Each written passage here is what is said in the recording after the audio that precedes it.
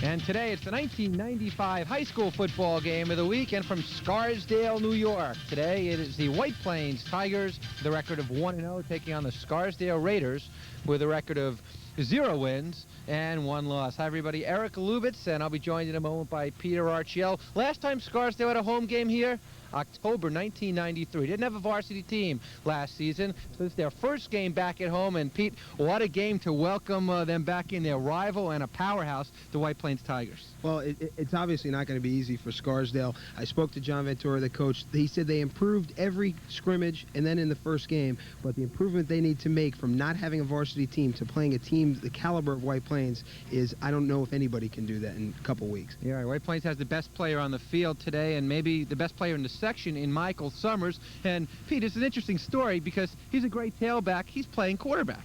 Yeah, I mean, he's not a natural quarterback, but he's done the job. He does a good job. He's a quick kid, handles the offense well. Mark Santadonato was a little bit thin at quarterback. He decided to put him in. They filled in with a good tailback so far. Michael's best position, though, is defensively. He is one of the best hitters, one of the strongest defensive players in the county. Right, he's their middle linebacker. By the way, Dion Foendo will be the tailback for White Plains since Summers is the quarterback. Meanwhile, on the other side of the coin, Scarsdale has a tough fullback in Dario Amacucci, and they want him to carry the ball a lot and get things going. When you're a team like Scarsdale, it doesn't have the offensive firepower that a White Plains has. You need to rely a lot on pounding the ball. A kid like Amacucci, he's not very tall at 5'7", 234, but he pounds the ball hard. He gets in the middle there, holds onto the ball, and he's the type of kid that can sustain that ball control offense. All right, during the week, we had a chance to go to both schools and talk to both coaches. The head coach of White Plains is Mark Santadonato, and he has a team last year which was 5-4, and he's hoping his team of this year can equal his team of 2 years ago. Coach, is this White Plains football 1993 all over again? Well, I hate to compare teams one to another, but this group has a lot of similarities with the speed in the perimeter. We have a little bit of size up on the line. So there are some similarities, but it's way too early to tell something like that. I can't say that for sure right now. They have some potential, but we can't be looking at a team 2 years ago and try to compare ourselves to that. I think we're our own team, and we just got to take this game as if it's a huge game for us. It's another league game. Some people are going to say we should be favored, but we can't look at it that way. Coach, you moved Summers, Mike Summers that is, from running back to QB. Can you tell us why and how's he handling it? Well, we were a little thin at quarterback for various reasons early in the season, so we moved Mikey in like the third day of summer practice. We were going to put him in, just let him run option for us. He started picking up some of the other plays. He can throw the ball a little bit. So, and he started to like it. He was enjoying it. And before you knew it, he's our first-string quarterback, and we got our best athlete with his hands on the ball all the time, and I think that's a positive thing for us. We were able to fill in with some other kids at the fullback spot, so it's worked out well for us. He's leading the team well, and it's just not a great, I don't think it's a great coaching decision. I think it's just something that worked out well for us. As a coach, how do you guard against overconfidence this week? That's a tough one. I don't think we'll be overconfident. We looked at the Gorton film. We made lots of mistakes against Gorton. I tried to bring the kids down to earth on Monday and Tuesday. We didn't have real great practice yesterday. Today, the practice picked up a little bit. So I don't think we'll be overconfident. That's my job, to keep them from being overconfident, and I'm going to just keep drilling into them that this game's as big as any other game, another league game. We can't afford to take a step back, and that's how we're taking it. Now that Scarsdale is back playing on the varsity level, what would you say would be the biggest setback that the program has sustained since missing last year? Well, probably the biggest thing is being and getting used to speed and power on a daily basis. None of these kids have really, they haven't played varsity football, and they're going to go out on Saturday and they're going to play against White Plains, who is one of the bigger and faster teams in Section 1, if not in the state. No one in our program has really experienced that and coached against it, other than myself and one or two of the assistants. So in terms of setbacks, that's one thing we have to get used to, and you have to really get used to that. Well, your offensive unit put up 22 points versus Dufferin. They did pretty well, huh? They did okay. Once we got the game jitters out in the first quarter, We moved the ball a little bit in the second quarter. We got on the board. We were able to throw the ball a little bit, which was good for us because traditionally we haven't been a passing team. In the second half, Suffolk made a couple personnel substitutions that we took advantage of, and we were able to move the ball. That was fine. On the other side of that, the defensive side, we gave up 39 points, which just doesn't do it if we want to be successful, on Saturdays. How would you like to have Mike Summers on your team? I think everybody in the world would like to have Mike Summers on their football team. He not only is he a great player in his own right once the game gets started, but from what I understand from his coaches, he's an excellent practice player and he's a leader for his team. John Ventura, first-year head coach of Scarsdale, has been an assistant coach for over 20 years, one of the better football minds here in Section 1. We'll come back and we'll kick it off for you, Scarsdale and White Plains, right after this.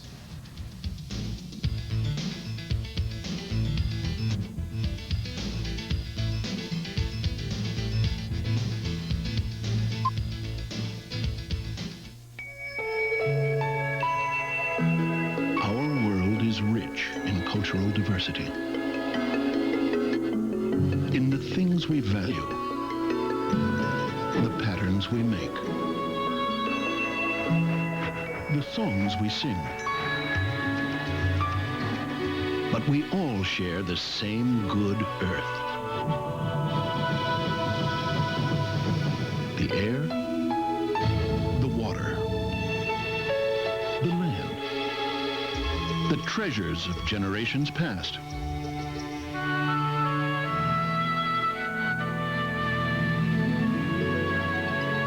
In fact, the more we travel, the clearer it becomes. There are many cultures, a single planet, and an urgent need to cherish both.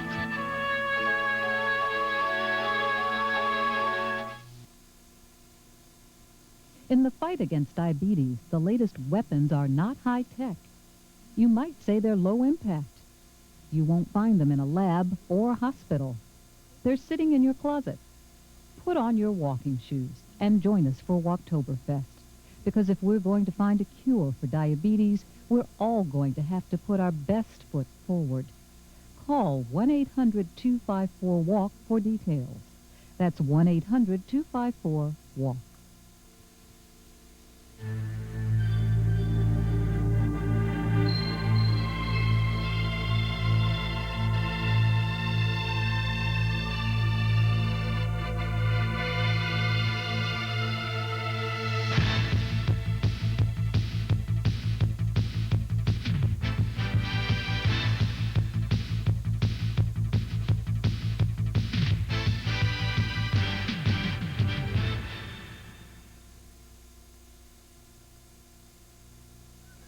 All right, moments away from kickoff. Peter, keys to victory starting with White Plains. White Plains, basically what they need to do is they need to establish the inside running game with Foendo. What that allows them to do, once they get the inside game going, the pounding game going, then they can move the ball to the outside. Second, they can't allow Scarsdale's defensive line to dominate the game. That really goes along with point number 1. And point number 3 is they have to neutralize the Scarsdale defensive line from getting any penetration. All right, now for Scarsdale, Pete. Scarsdale, basically, they have to defense a little bit different. They have to defense the quarterback through the tailback. That includes quarterback, fullback, and tailback. Here's the reason why. If you defense just one of the players, if you defense just Michael Summers, you're going to get killed by Foendo. If you watch where the fullback goes, that's where the tailback's going. You have 2 people on them, and you got to keep your eye on Summers because he likes to do what we'll get to a little bit later. Number 2 is it can't get pounded. Like I said, White Plains likes to pound it inside, get the running game going, and then get it outside. You can't allow that. And number 3, you can't allow the bootleg. Don't let everybody get the flow going one way. Mark Santadonato likes to pull the guard and the tackle, get him out going one way, and run the naked bootleg the other way. That's certainly an important key, especially with Mike Summers, the quarterback. There are our officials for today's game, and the referee is Cliff Arakins, and Cliff's crew, the umpire Don Hepner, field judge Jim Palantonio, and the line judge Rich Middlebrook. So there you have it, the 4 officials for today's game, Cliff Arakins and his crew. It's a pretty nice football day. today. Temperatures close to 70 degrees, Pete. A little bit of humidity. Wind's supposed to kick up at some point during the day, but field's in real good shape. We were on it a little bit before the game. Shouldn't really be a factor. The field's in great shape. They do a tremendous job here at Scarsdale keeping the facility in good shape. The wind, I don't think, will be a factor because it's almost, the field is set down a little bit off of Route 22. It's blocked out by the stands, and I don't think the wind will be much of a factor at all. Dean Field here in Scarsdale. By the way, the last time these two teams met was right in this field. In fact, the last time Scarsdale played a home varsity football game, and it was won by White Plains by a score of 12-6, and that was 2 years ago. But an interesting football game, Pete. Oh, it was real interesting. What's funny about that is the coaching staff at Scarsdale has obviously changed. Dick Palladino's moved up to Fox Lane, and John Ventura's taken over. John had worked with Dick for a long time. Very similar, but not the same. Mark Santadonato, you would think with a new coaching staff, would prepare his team differently, but he showed that film from '93 because the key part of that game was White Plains was a better team on the field, but they just fumbled the ball away too many times, and they got away, as you said, a 12-6 win. There, the two coaches shaking hands. Mark Santadonato in his fourth full year. He did take over the year before that, partially into the season. He has a record of 17-10. His assistants, Arnold Clinton, Mark Amagetta, and 1-0 this year and 5-4 last year. Real nice man, excellent football coach. Yeah, Mark, we've been lucky because we've been able to see Mark's progression over the years. And there's John Ventura, really his second season, but first as varsity head coach here. He's been in the business 22 years, used to coach here under Dick Palladino, coached under Ron Santavecchia at Yorktown under Dom DiMatteo Gordon. So from the best, and 22 years, and he's an assistant. I said, what's different about being the head coach? And he says, well, you got a lot more decisions to make. And really another real good football mind. Two of the better football minds in the section. Two of the better football minds and two of the nicer guys you're going to find in the section. I honestly think the only difference for John Ventura right now, being the head coach, is he gets to wear a tie. He didn't get to do that when Dick was the head coach here. And the big difference, by the way, his assistants, David Green, Andy Verbois, and Pete, your brother, Tony Archiello, along with Joey DeMeo, the JV coaches here at Scarsdale. And they almost pulled a big upset off, leading White Plains at the half before losing in the second half. White Plains undefeated the last 2.5 years on JV level. White Plains has lost something like 4 games in 6 years on the JV level, only lost 1 in the past 3 years. My brother's team got up on them a little bit, 14-6, fell 1 touchdown behind, but then second half turned the ball over 7 times, and no matter who you turn the ball over 7 times to, you're going to lose more times than not. Oh, yeah, and that's in 1 half. All right, so Scarsdale gets the football first. Michael Summers, there he is, number 33, maybe the best player in all of Section 1. And he, of course, kicks off. Does everything for this team. Their best defensive player, best offensive player. He's playing quarterback. He kicks, he punts, he receives kicks, he receives punts, and he'll put his foot into it to get things going. And for Scarsdale, the deep man is Ricky Gelboim. And last week, he excited and electrified his fans with an 82-yard kickoff return for a touchdown. And he's the guy they want to touch it, and he's back at his 10-yard line. And we're all set for League 1A football. White Plains and Scarsdale. Tigers 1-0, Raiders 0-1. And for the first time in 2 years, they're playing football here at Dean Field in Scarsdale.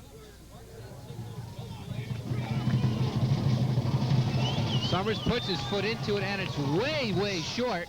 And it's fielded and fumbled, and White Plains has the football, and a major mistake right into the game. That was number 36, Pete, for Scarsdale, who had trouble with it. We'll get you his number in a second, but John Hopgood makes the big recovery. There he is, number 13 for White Plains. The quarterback for the White Plains Tigers is Michael Summers. Yeah, that's a terrible way to start for Scarsdale. Bill Luciani was one of the starters, one of the captains of the team. Looked a little bit tentative on the kickoff, didn't get down there and didn't jump on the ball. Mike Summers made a great play. Yeah. As you said, he's all over the field. There's Mike we took a look at.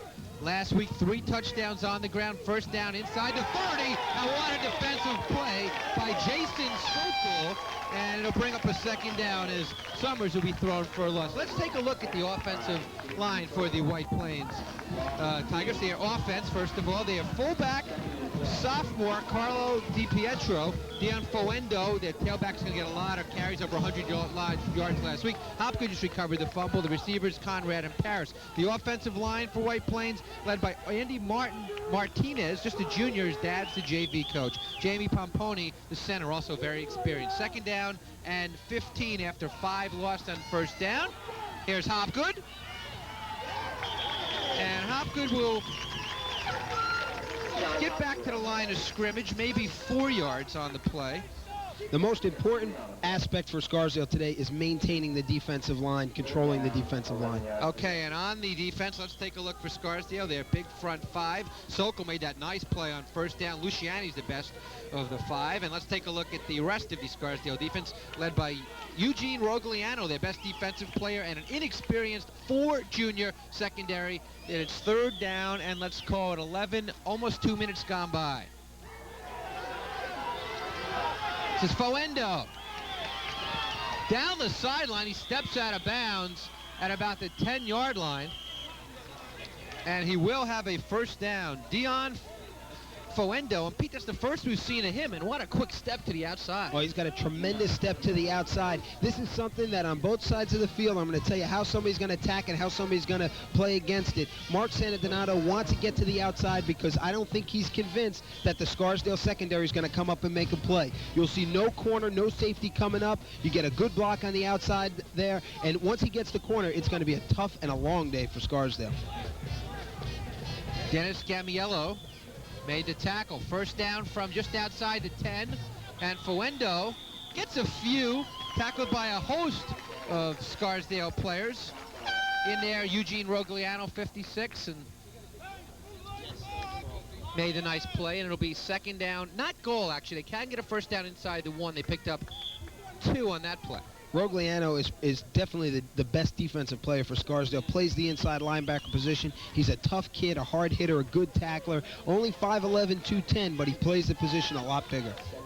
2.5 gone by. Foendo, 2 rushes, 17 yards from the 7-yard line. Summers and White Plains. Foendo all the way right to the goal line, and it's a touchdown. Dion Foendo didn't waste much time, and with 9:27 left in the 1st quarter, we have a score on the board. Dion Foendo's type, he's a slashy, slippery type of runner. John Ventura said last night his hips go a lot of different ways when he runs the ball, and they do, and you see that right there. He kind of fought his way. Not a big strong kid, not a power runner by any means, but a shifty runner. Scarsdale has to be very, very sure of their tackling. You'll see him in there. He makes a bunch of moves and goes different ways, never gives up, gets that body and the ball over. The extra point being attempted. Jason Conrad attempts extra points for them. We'll try to make it 7-0. And the snap is good, the hold is good, the kick is good, and White Plains jumps out quick on Scarsdale, and they have a 7-0 lead. And wow, was that turnover ever big? Well, you know, when you're talking about a team like Scarsdale, you're talking about a team coming back from having the year off. Everybody's very young, a lot of inexperience. You know, nobody really has varsity experience on this team. And to give away the opening kickoff, you just can't allow that to happen. And Mark's got to be a happy man because Scarsdale always plays White Plains very tough here at their own field. And Mark had to be thinking, well, we got to get off good, and they certainly did. Here's a TD.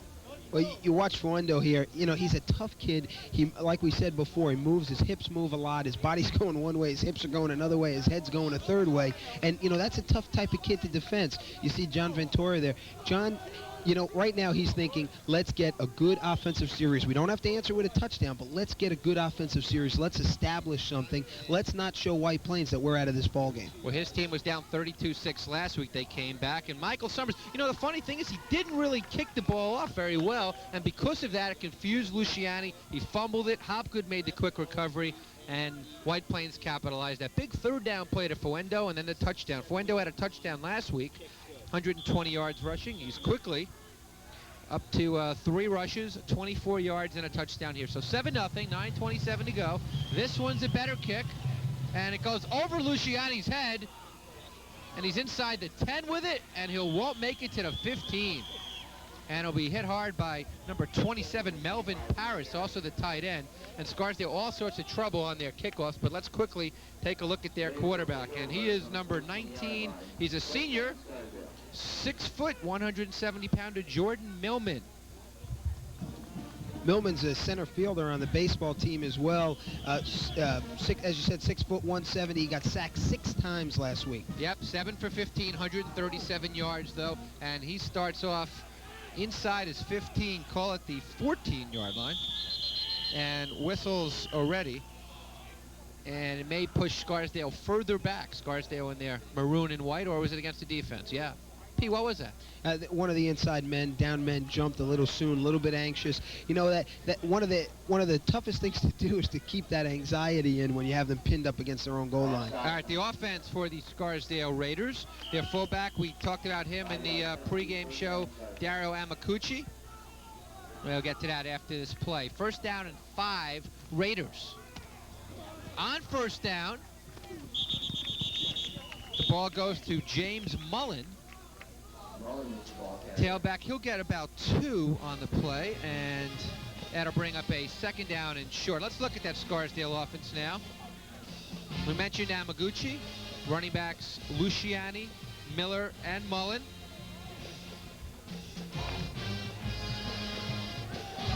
There we go. Receivers Kaplan, Jackson. Also, Michael Waxman will play some receiver. There's the offensive line, Jason Sokol, the most experienced of those. And on 2nd down, not much happening that time for, I believe that Jeff Jackson with the football? I believe it was. What happened there, well, actually it was Jim Muller had the ball. Right. What happened there with Scarsdale was that they got a good play on 1st down with a good kick out by Amakuchi and a little bit of hole. They don't have the power runner. They don't have the guy who gets up in the hole and gets through the hole, and that's going to hurt them all season. They have to play that ball control game. All right, so it's 3rd down, loss of 2. Edwards, Callie Edwards made the tackle on that play.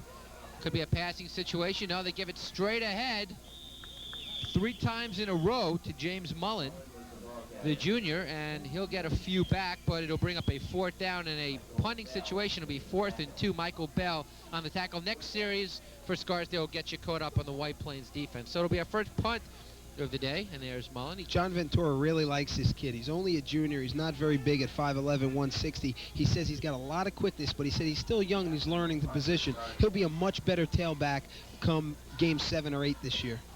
Jake Kaplan's the punter. Gets it off, and it goes out of bounds in Scarsdale territory, though, and they'll mark it at the 46-yard line. So it'll end up being a 25-yard punt for Kaplan. And White Plains will have it 1st and 10 at the 46-yard line of Scarsdale, leading it by a score of 7-0. They got on the board in their very first possession. Dan Fuendo, 7-yard touchdown, and that's where we stand. Now they have it again from the 46.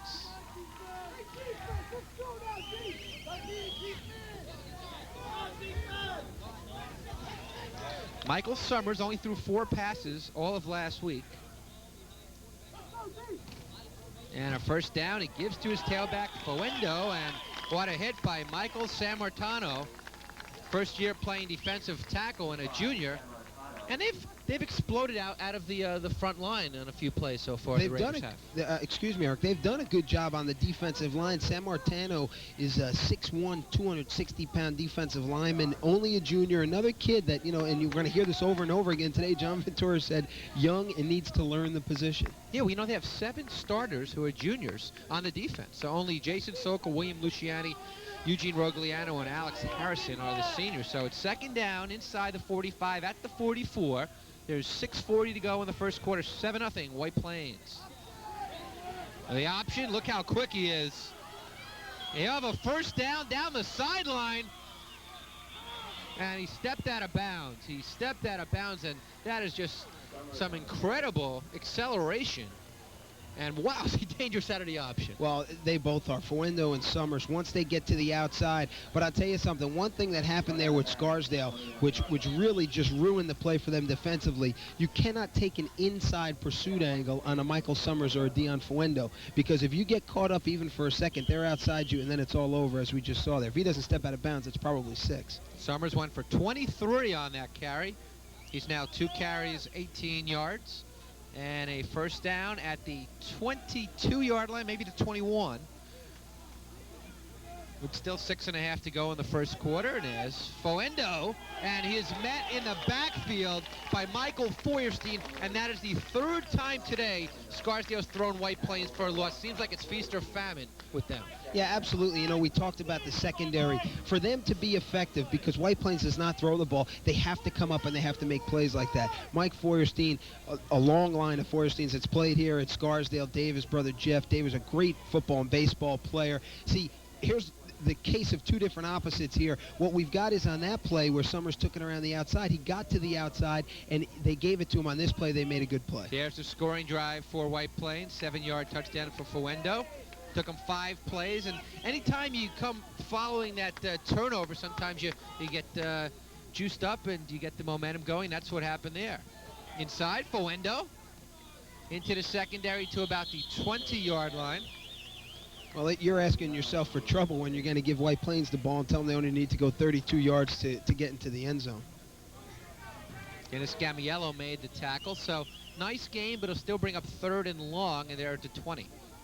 See, Scarsdale's done a pretty good job on the defensive line with making a couple big plays, a couple loss of yardage plays. But what they have to eliminate is they have to eliminate that seam on the inside, which they've allowed twice now for Foendo. And then beyond that, they can't allow them to get to the outside. It's a tall order, but it's something that they need to do if they're going to stay in this ball game. 6 carries, 28 yards for Dean Foendo. 5'10" junior tailback for White Plains. And now we will have a timeout. I believe White Plains. Yeah, it is a White Plains timeout. Looks like they had a little bit of confusion in the backfield. John Hopgood and Carlo DiPietro, neither one of them really knew where they were going to be. I mean, out of a power eye, it's kind of simple. You have a fullback, a tailback, and somebody's either the power back on the right or left. Obviously, there was a little bit of confusion there, and they'll work that out now. And there is John Ventura. Pacing the Scarsdale sideline. Last year's JV team at Scarsdale went 1-4-2. Didn't play varsity. Their win, though, was against Beacon. And 2 of their losses just by 2 points, so did play some games. Not a bad first game, you know, although the coaching staff wasn't happy with it. 32-6.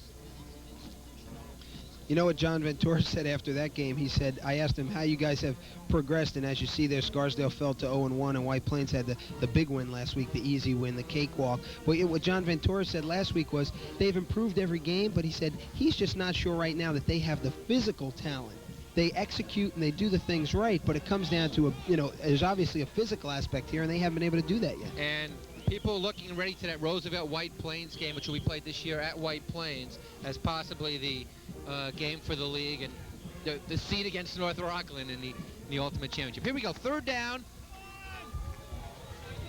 Down the sideline, following Foendo. First down, and into the end zone goes John Hopgood.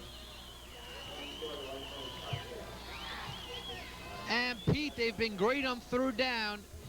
20-yard run for a Hopgood. You give it so much to Foendo, you forget about this guy, but quietly in half a quarter recovers the fumble and gets a 20-yard TD. Oh, they're a powerful offensive team. If you watch this play, though, here's what you have to prevent. You see DiPietro out there. You see Hopgood just following DiPietro. Now, what happens is the Scarsdale players can't allow themselves to get tied up. If you get tied up with your guy, there's no way you can make a tackle. You've got to shed that blocker, and you've got to try to force something. The other thing is you've got to make an outside-in pursuit. You've got to force them to get it inside there.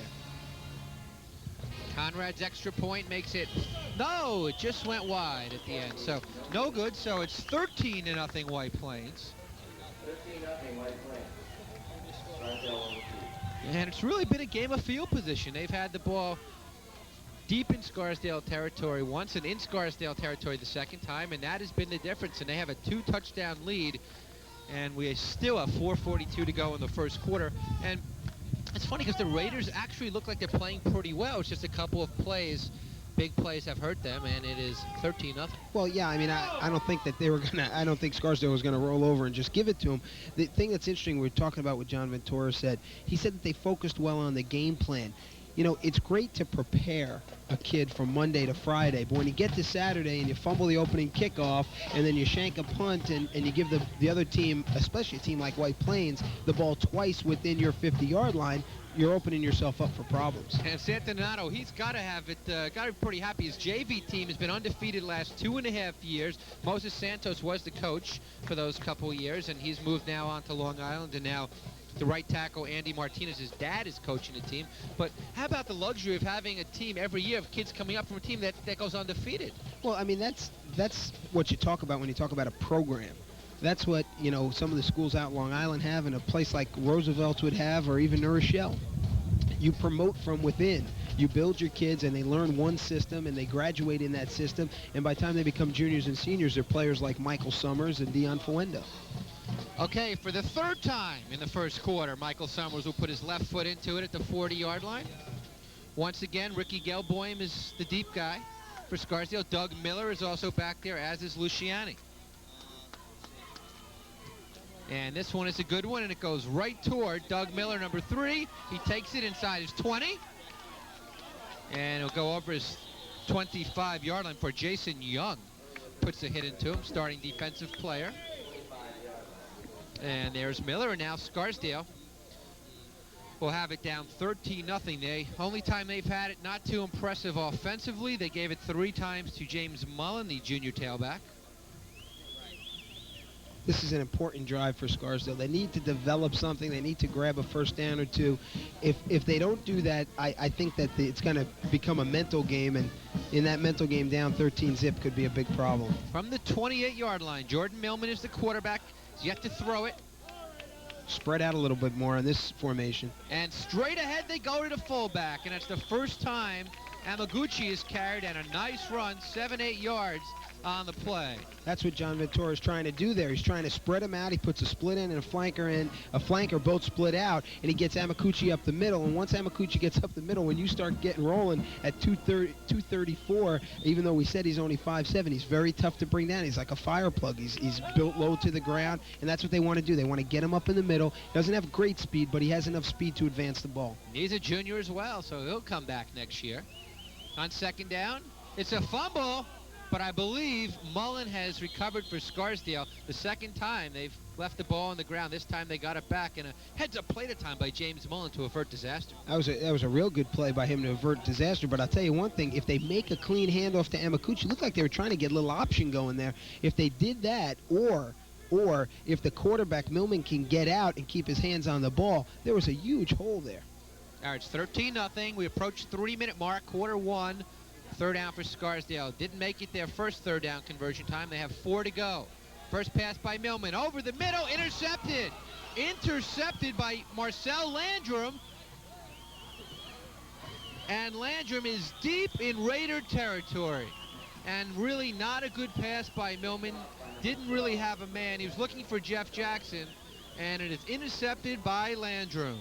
Well, I'll tell you something. You know, Millman's only 6 foot. You watch this; he barely was able to see over the line. They had a couple players in the seam there, but he just overthrew him. I mean, just flat out overthrew him, and it fell right into the hands of Marcel Landrum. And the ball is on the 14-yard line, and you just can't. There's a happy Landrum. He's the backup quarterback, by the way. I'll tell you, Mark Santanato was a little bit concerned about him coming in. He said that, you know, he had a little tendency of getting beat a little bit on the pass, but he stepped up well there. There's the second Tiger scoring drive. Hopgood, a 20-yard touchdown run. Both scoring drives took 5 minutes and 5 plays, rather, and both under 3 minutes. And let's see, this could be the third scoring drive of the day. First down, Fuendo, left side. And excellent first down yardage. Picked up about 6.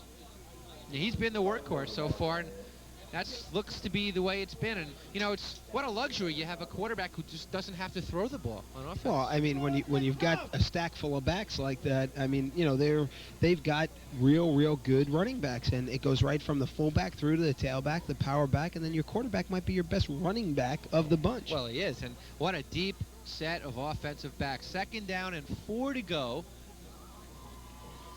Ball is inside the 10-yard line now. Call it the 9. Summers, what a fake. It's a race to the outside. And Summers gets in for a touchdown. Michael Summers, determination. He was stopped at about the 6-yard line by Ricky Gelboim. That's a huge effort by Summers. He just really, we talked about this naked bootleg that Mark Santandonato likes to run, and right there, you're going to see this. Watch this. Everybody pulls and goes to the left side. He goes to the right side. It's just him against 3 players, a linebacker, a cornerback, and a safety, and he runs over all 3 of them to get in the end zone. As we mentioned, toughest defensive player, tough hitter. And this White Plains team, all they did last week is beat Gordon 42-0, and they took their starters, did not play a play in that 4th quarter. So this team is a powerhouse, and they will go for 2, maybe just to practice it, and a pass, and it's off the hand of number 80, and that is their split end, Jason Conrad. So Summers threw for a 2-point conversion last week. That was his only real pass that he completed last week, and here he tried it, and it went no good. So it's 19-0. And, it's a long way away for the season, but you got to wonder if it gets to be a tight game between maybe White Plains, Roosevelt down the stretch, or anytime they were in a tight game, if he has to throw the pass, can he throw the pass? It's his first year as a quarterback, so nobody really knows. What a great athlete. And maybe he can, maybe he can't. It's something that we just don't know. Well, there's going to come a time in this season when he's going to have to throw the ball.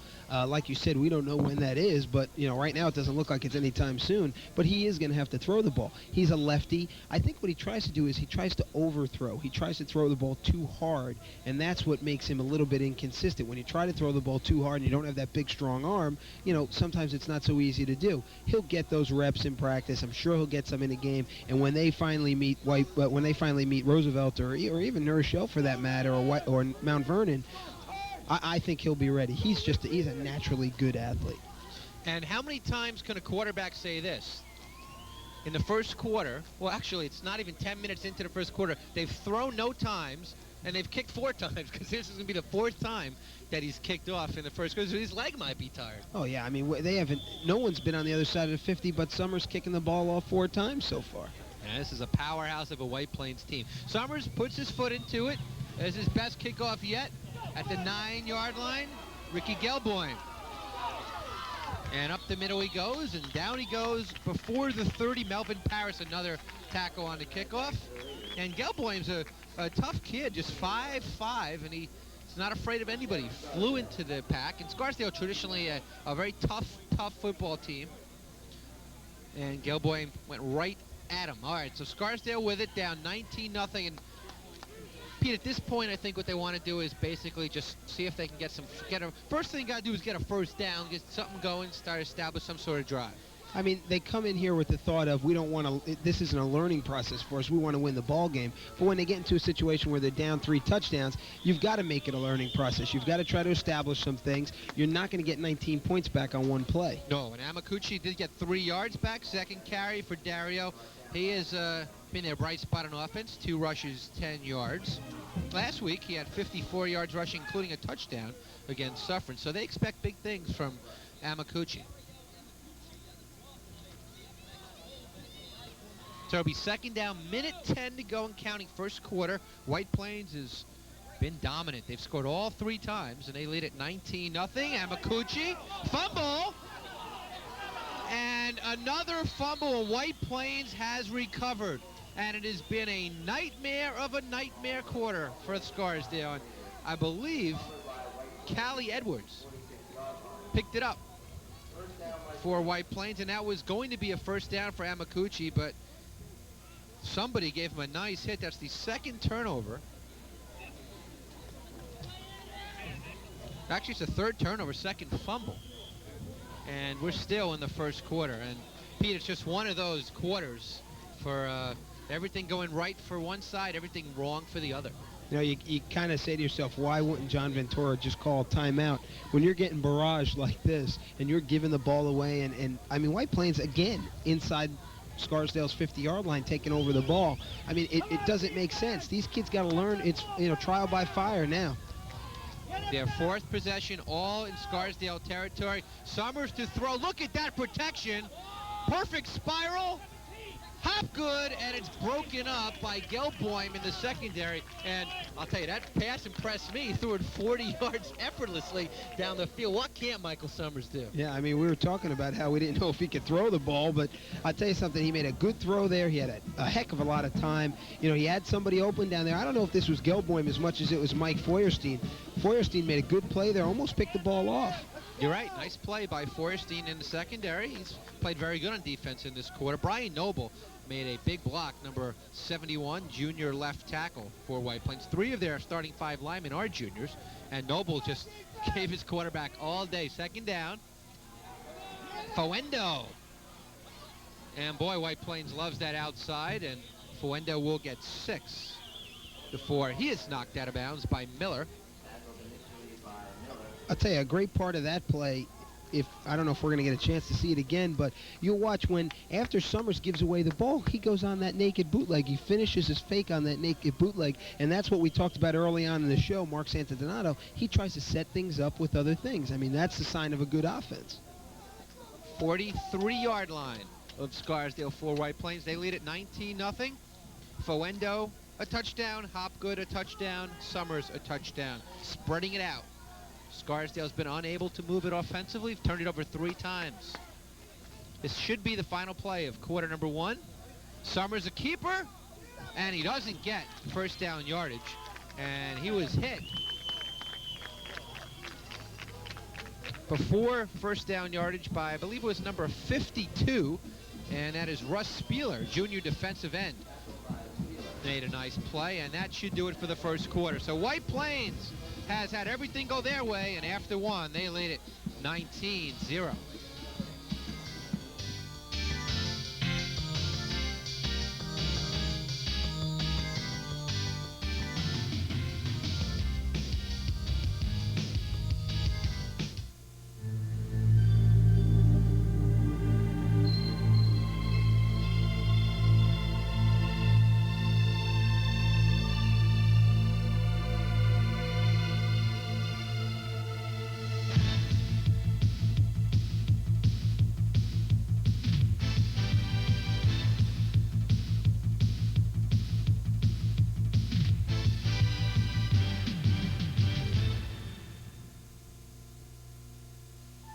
The wish for a baby is a special one.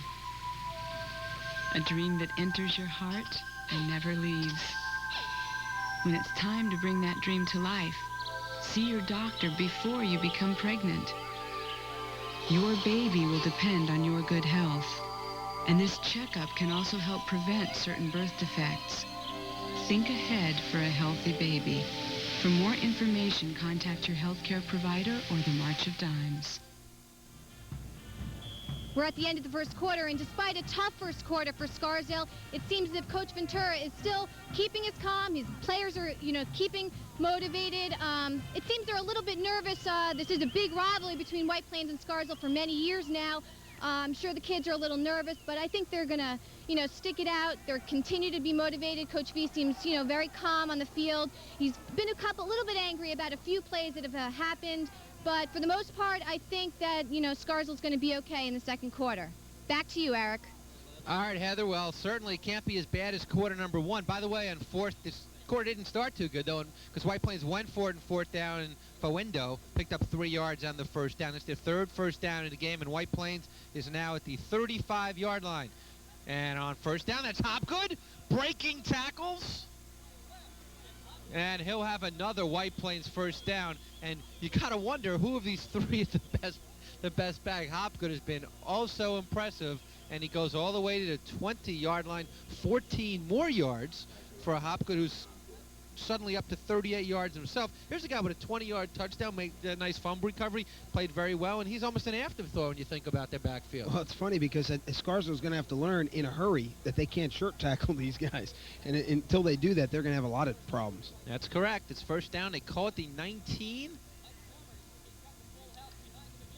Fuendo, right side. Touchdown, Dion Fuendo. And like their Swiss cheese, they're running through them. It's 25-0. This is a terrible, terrible setback for the Scarsdale program right now.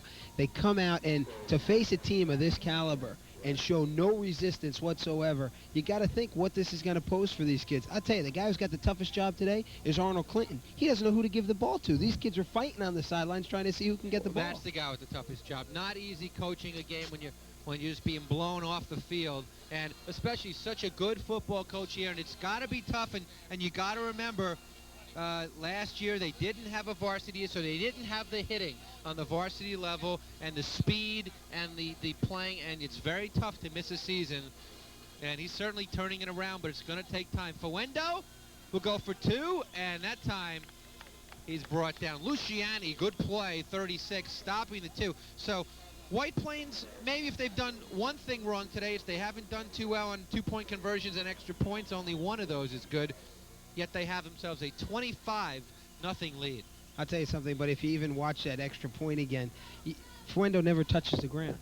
He never hits the ground. I mean, his progress is stopped, which blows the play dead, but he never hits the ground. You've got to put a hitting on these guys. You've got to make some good hits. You've got to have guys hit the ground. I mean, look at this. I mean, he never goes down. Sure, his progress is stopped, but he never goes down. But and William Luciani, yeah, he did make a nice defensive play. And he's a senior. He's one of their captains. And you got to give him a lot of credit. How frustrating. Now you're a junior. You're all set to play your 2 years of varsity. And Luciani, all of a sudden, there's no varsity program. It had to be frustrating for him. Although, you know, they played the JV schedule last season. And for the seniors on the team who stuck it out, you got to give them a lot of credit. Yeah, but for the most part, you know, all the summer practices, all the summer camps, all the working out in the off-season, it all comes down to one thing. You get 8 Saturdays. You get 8 Saturdays, you know, sometimes 16 in your varsity career, and you got to take advantage of those 8 Saturdays. This is one of those 8 Saturdays, and Scarsdale's done absolutely nothing to take advantage of that. And you can't blame the coaching staff. You know, I don't know if you can blame the kids, but there's got to be some kind of pride that you have inside and some type of emotion. It's like a street fight. Well, how many times can you get hit before you're going to hit somebody back? Well, you know, it doesn't look to me like they're laying down and dying. I mean, sometimes it's just a talent mismatch. I mean, they're out there. They're playing. They're trying. You know, you haven't seen anybody dog it or even put their head down for Scarsdale. Absolutely not, and you won't. But the one thing that we have seen is very, very poor tackling. It all comes down to blocking and tackling. John Ventura said last night, and we've seen poor tackling. You can't beat speed. You can't counter speed. But if you can't tackle and you're going to make poor mistakes like dropping the balls on kickoffs and dropping the balls on big third downs where you make yardage, you know, you can't recover from that. Luciani takes it over the 30, so that's their best position that they start. And how about the crowd? You got to give them credit. And look at that, Luciani trying to get his teammates into it, a crowd into it. And you got to give the crowd credit, 25-0, and they're still cheering a kick return. All right, let's take a look at stats through 1 quarters of play. All one-sided. 94 yards rushing for White Plains. Through 1 quarter, it was Fuendo with 40 yards and 30 for Summers, 24 for Hopgood. And that's basically it. The last number, the big one, 3 turnovers for Scarsdale, 2 fumbles, 1 interception, and the Raiders have it. First down and 10. And Amaguchi doesn't get much. He'll get a couple. You know, we never gave you the White Plains defense the first time, so why don't we do that for you now? As Amaguchi picked up 2, because we talk a lot about the White Plains offense, but this defense is excellent and has played very well too. Their front 4 for White Plains, 2 juniors, 2 seniors, Bell, Martinez, Edwards, and Paris, and all 4 have played very well. Martinez started last year as a sophomore. Bell, maybe the best of them. And then the linebacker, Summers, he's their best defensive player, leading tackler. Hopgood, excellent. And then 4 juniors in the secondary, though they are quick. We already saw Marcel Landrum with an interception early today, and they can hit in the secondary. In fact, they can hit everyone. This is a penalty on White Plains. It's kind of funny because when you've got an offense as explosive as White Plains, and sometimes the defense suffers from that. This team's defense doesn't suffer. You know, we said earlier Mark Santadonato had 1 question mark on his secondary, and that was Marcel Landrum, and he comes up with a big interception in the first half. I mean, right now, he doesn't have any questions. It's a matter of, you know, putting the second stringers in and getting them a little time. You know, one thing that might come to play here, Scarsdale, like we said, won't give up, and they'll play tough.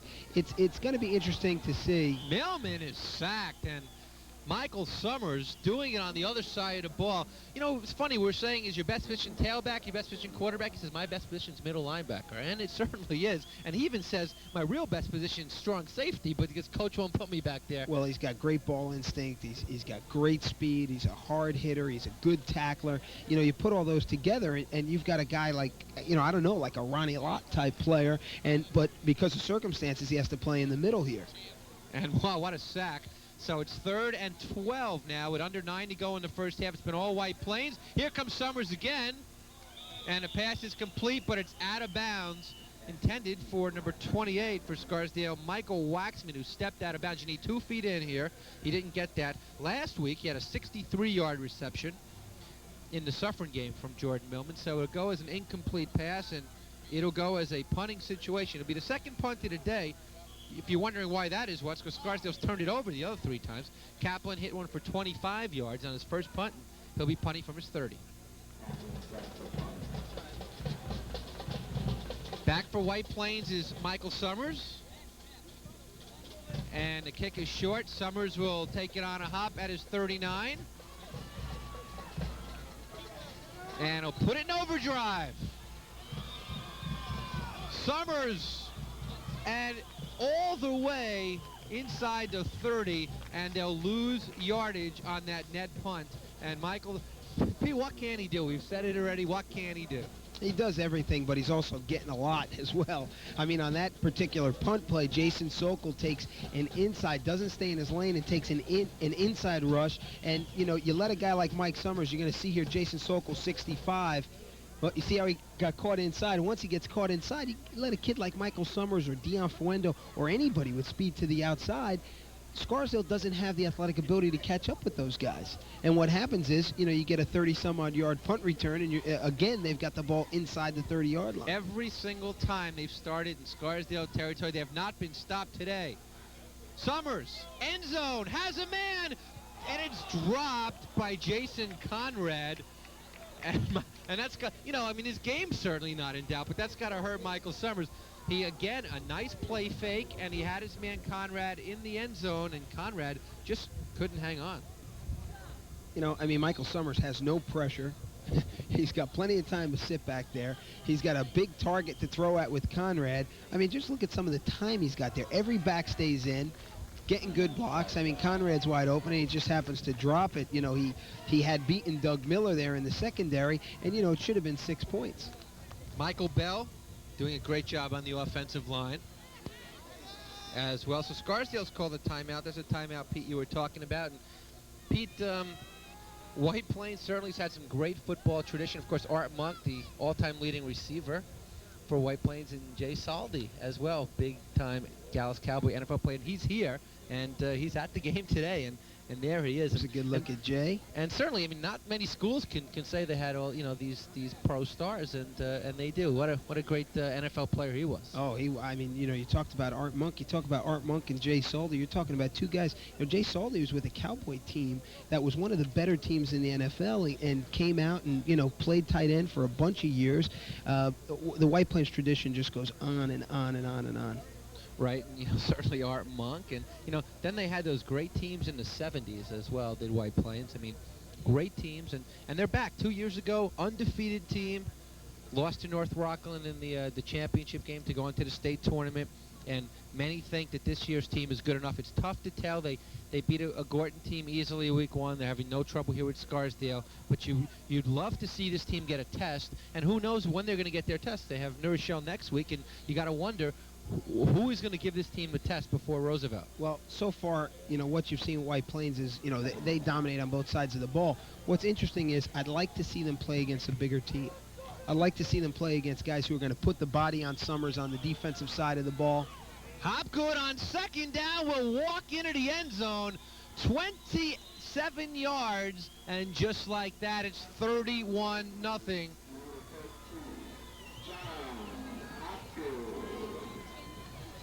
And this is, I cannot remember, you know, we've been doing high school football games for a long time here, and I cannot remember such a one-sided affair. Well, you know, it's a combination of two things, and, you know, we'll say it again, and it's getting almost a little bit, you know, sickening now, but you know, it's two major problems colliding. Number one, the Scarsdale kids, the inexperience, the fact that they haven't played varsity football, been hit on a varsity level, made varsity level hits, and then beyond that, they're playing a team that has so much superior athletic talent. It's almost incredible. And you know, you put those two comets, let them collide, and you've got a lot of problems. Fuendo, and he'll be, yes, he's in. He just got in. So Fuendo with the 2-point conversion, and it is 33-0. So now, Pete, in less than 5.5 quarters this year, White Plains has now outscored their opponents 75-0.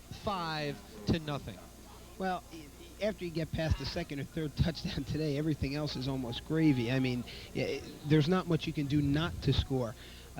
You know, to keep this even, I don't know if we could say respectable, but to just keep this game in line, so to speak, Scarsdale's got to put together 2 or 3 minutes where they can hold on to the ball.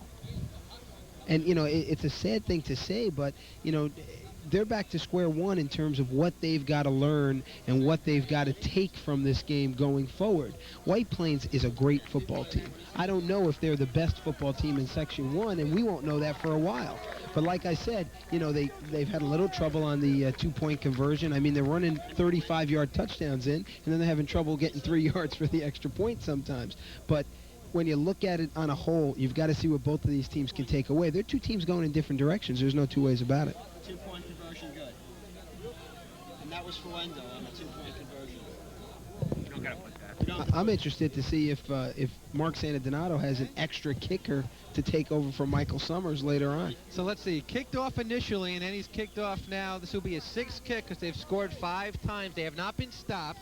Scarsdale's not got a first down, so White Plains doing it on both sides of the ball. And give the Tigers and their staff a lot of credit. No overconfidence today, and they're playing hard, and they're not showboating. They're playing a tough football game. Gelboim picks it up, and he fights his way over to 40 to 41. There's a lot of guts on that guy, Ricky Gelboim.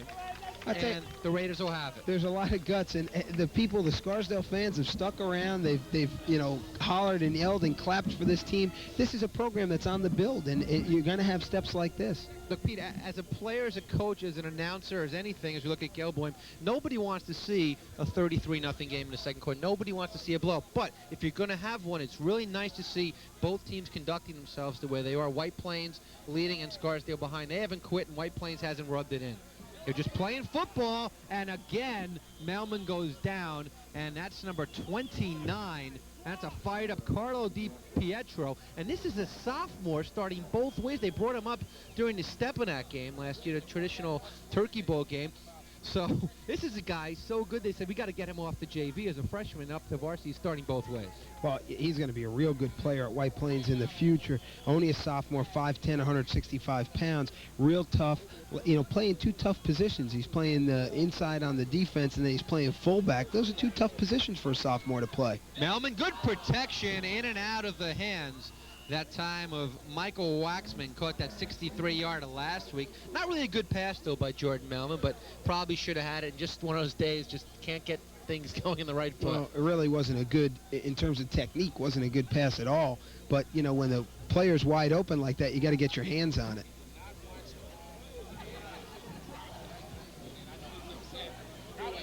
All right, so it's 3rd down and long now for Jordan Millman and the Scarsdale Raiders. Uh-oh, here comes Summers. And it's an incomplete pass. So, incomplete pass, and Michael Summers running at him like a train. And it'll just go as an incomplete. Heather Dubbs is on the sideline.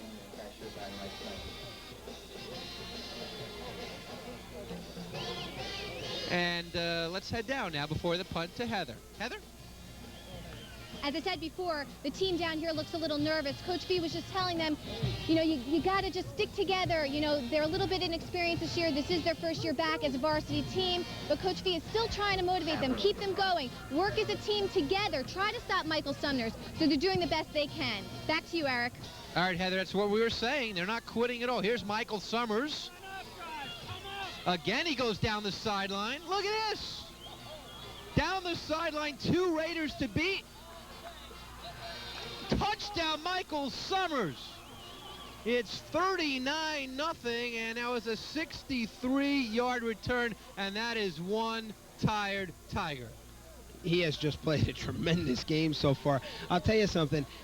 You know, here are the differences. You watch on this punt return, here are the differences between keeping a team in a game and not keeping a team in a game. When Summers takes this ball, he has, well, we kind of missed it there, but he had almost one knee down on the ground. The referee put the whistle to his mouth and almost blew it dead on their own 37-yard line, and what's it turn into? It turns into a 63-yard touchdown run. Wow, and he's 39. Actually, it goes as a 59-yard return, our statistician Richard Freed tells us. So thank you, Rich. It's 39-0, and now they'll go back for the point after. Jason Conrad 1 for 2, make it 2 for 3, and it is 40-0 White Plains. And look at him. You think he's earned his keep today? Certainly has. Michael Summers. And a lot of comparisons between him and his brothers. Look at this. He just gets to the outside, and, you know, we said before, you cannot combat speed, and he's got tremendous speed, but I'll tell you one thing, the White Plains kids have done a tremendous job putting helmets and shoulder pads on Scarsdale Raiders. You're right. You're absolutely right, and allowing Summers and Foendo and Hopgood to get the step and utilize their speed. And you wonder if Summers was a running back, a tailback. He could possibly run for 500 yards on the ground if he was a running back in this game. He could break state records. I mean, he definitely could. Yeah, I mean, you might be getting a little bit ahead of yourself. I don't know. I don't know. You know, I don't know about state records. I don't even know what the state records are. But, you know, if he were in an offense where he were the only player, I don't know if he would be able to maintain that type of level, because, I mean, he's a great runner and all, but if you think about it, you know, and he got the ball every time, they'd key on him, and it might be a little bit different. He's in an offense where he can touch the ball 3 or 4 times and score 2 or 3 touchdowns. It's incredible. It's absolutely incredible. There it is. The sad tale for the home fans, 40-0, 4:41 to go. And I'd imagine most of these first stringers will not play in the second half for White Plains, because this game is not in doubt. White Plains is doing it, and they are doing it with perfection. Summers again. No, this is not an instant replay. Yes, Ricky Gelboim takes it again. Yes, inside his 10 again, and he goes down by Hopgood, and Hopgood's done a job on special teams. Just one hit there with the shoulder. That's a perfect example. It wasn't even a hit. He didn't even hit him with the shoulder. He pushed him over.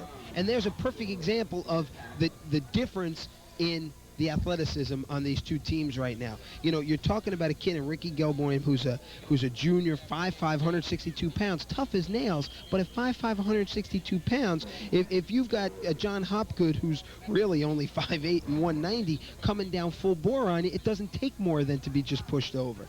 We got an injury on the field there. It looks to be a cramp, one of the Scarsdale players, and now we'll come to our 4-minute warning. So there's 4 minutes to go in the first half, and White Plains is putting a hurting on the home team here, 40-0.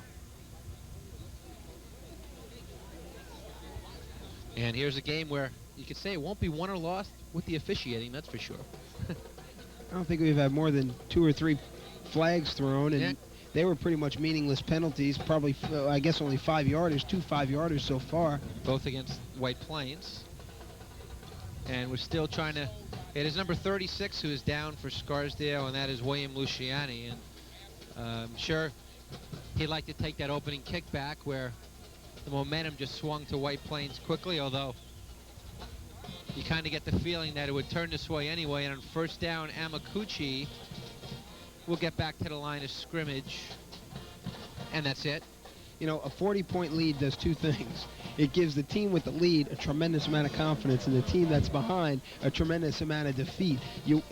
On the last play, you're seeing White Plains defensive linemen taking the offensive lineman from Scarsdale, in particular the center, Mike Liu there, and he just picked him up and pretty much threw him down into the backfield.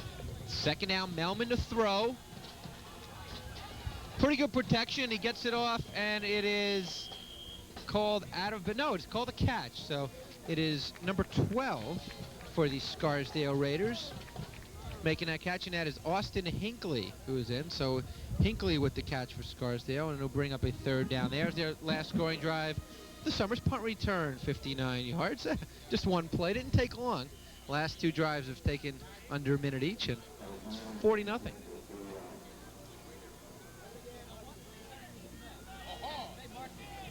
Got the first completion for Melman on 3rd down, and it's completed over the middle for a first down. So they're their best offensive play. Michael Waxman, 14 yards. That's the third time that Millman and Waxman have attempted to hook up, and there they did. That's a good play there. I mean, you know, Waxman, he's a big kid. He dropped that ball before over the middle. You know, at 40-0, you know, what can give you confidence? But something like that, you know, I mean, they can take that to next week and build on that for next week. Millman being rushed, and he just dumps it off. Incomplete. Sort of, maybe, kind of, intended for Amaguchi. He was just trying to get rid of the ball. It's almost a shame because you want Scarsdale to try to build something off of this or take something off of this or improve something, but they've run basically the same pass play 4 or 5 times. The quarterback Millman's rolled out to the right side 3 times or 4 times, which as many times they've thrown the ball. Even when he gets in the drop back, as he is right here, there's constant pressure on him. Millman escapes this time. Heads for the first down marker, has it. And he's finally tackled inside White Plains territory. Although it probably won't make a difference in the outcome of the game, it definitely won't make a difference in the outcome of the game. If Scarsdale can go down the field and get a touchdown, get in the end zone, it won't be, you know, it won't be that much of a disaster for them in the first half, so to speak. Making a tackle, Thomas Newkirk, Jr., right cornerback, hits very hard in the secondary. So Scarsdale now 2 good plays in a row. Their first 2 first downs of the game, the pass to Waxman and the nice run, 18 yards for Millman. Deepest penetration of the day for the Raiders. They'd love to put one on the board before the half, and that one goes incomplete. Intended again for Jeff Jackson, 44, but he was blanketed. Newkirk was there, Landrum was there, Hopgood was there. You know, John Ventura's trying to put a drive together, trying to get a little bit of offense going. This might not be a bad time to throw in a little draw with Amaguchi. White Plains is expecting the pass. They're spread out. It's in the final 2 minutes of the first half. Maybe throw a little draw in there, see if he can get up the middle, get 8 or 9 yards, and then you take your chances on 3rd and 4th down. 2nd and 10 for Scarsdale. Just a little more than a minute to go. They're at the White Plains 43-yard line. Over the middle and incomplete. Again intended for Jackson, and over there making a nice play, Jason Young. He started as a sophomore last year, and he's one of the 4 junior secondary players for White Plains. Hey, this White Plains defense, Pete, just 4 seniors. They're a good bunch on defense for White Plains. They're not all that big. The defensive line is Mark Santanato's done something a little bit different. In the past few years, he's had very, very big kids without much speed. This year, he's got a lot of speed on the defensive line, and that's what he's like. That's what he's trying to gear. That's why Andy Martinez jumps out every once in a while, because he doesn't have those quick feet. 3rd down. Pass is complete, but short of the first down, but a gorgeous catch by number 12, Austin Hinckley. And here it is again, Millman to Hinckley. A beautiful catch on the fingertips, and it'll bring up a 4th and short. I tell you, John Ventura really likes his kid, Austin Hinckley. He's a split back and a running back. He's only a junior, 5'10", 155. John said next year, if he gets a little bigger, gets a little stronger, he's going to be a good player. He's got a tremendous amount of speed. Here we go, 4th down. Millman being rushed. Dumps it off, incomplete, and just too much rush for White Plains that time. Carlos Di Pietro and also big number 71 for White Plains. Michael Summers went down on that play. Looks like he might have twisted his ankle. 40-0 in the first half. This is, or maybe even twisted his knee. They're going to come out and take a look at him. Oh boy. This might be the last thing that Mark Santantato needs. He might just need it to be, you know, call it a day for Michael Summers, get his shoulder pads off, and let him sit down for a while. Wow. So we'll try to get you that injury update at halftime. There's 7 seconds to go, and that could be the biggest play of the game. And again, as a linebacker, he comes rushing through on a blitz, and you know, you hate to see a kid get hurt, especially a kid of that caliber in this situation. On 1st down, very tough to bring White Plains down for Scarsdale all day long. It'll be an easy 11 yards, and Pete, another White Plains player is down. Andy Martinez looks like he got rolled a little bit on that running play. One of the either linebackers, maybe one of his own players, rolled over his, looks like his left knee. And this is just, this is just what Mark doesn't need right now. No, he doesn't there need it is, players yeah. to be going down, especially starters, especially in a 40-0 blowout in the first half. He's already had knee trouble, Martinez. He's probably their best lineman, but at 5'11", 235 with knee trouble, he may have hurt himself again on the left knee, and that appears to be it. So 2 distressing plays to end the half with if you're White Plains. So I believe Summers is okay, but we will get you all that at halftime. It's 40-0. There's still 1 play left here in the first half, and we'll come back with it right after this. 40-0.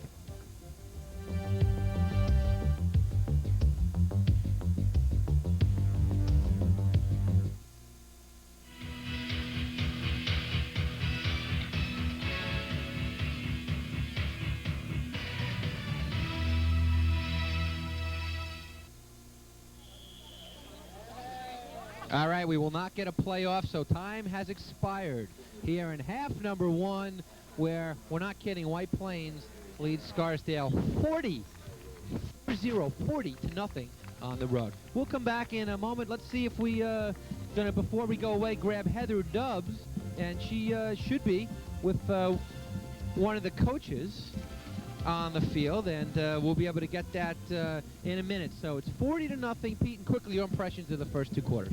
Well, I mean, what can we say in terms of impressions? White Plains is a loaded team. Scarsdale's a team that's working towards getting to be competitive. They're not at that level yet, and I mean, it's going to take a while. These are, like I said before, it's like 2 comets colliding. One's going real fast, the other one's going real slow, and somebody's going to get hurt. What they need to do right now is Scarsdale needs to go in. They need to go back to what their game plan was when it was at the beginning of the game, 0-0. They're not coming back from 40 down. It's just not going to happen.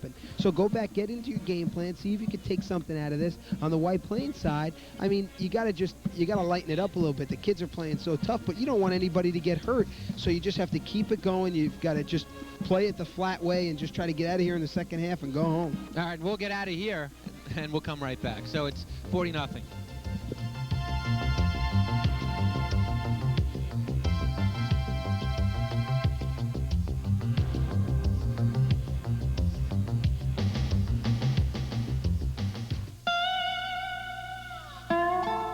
We didn't have much to give then.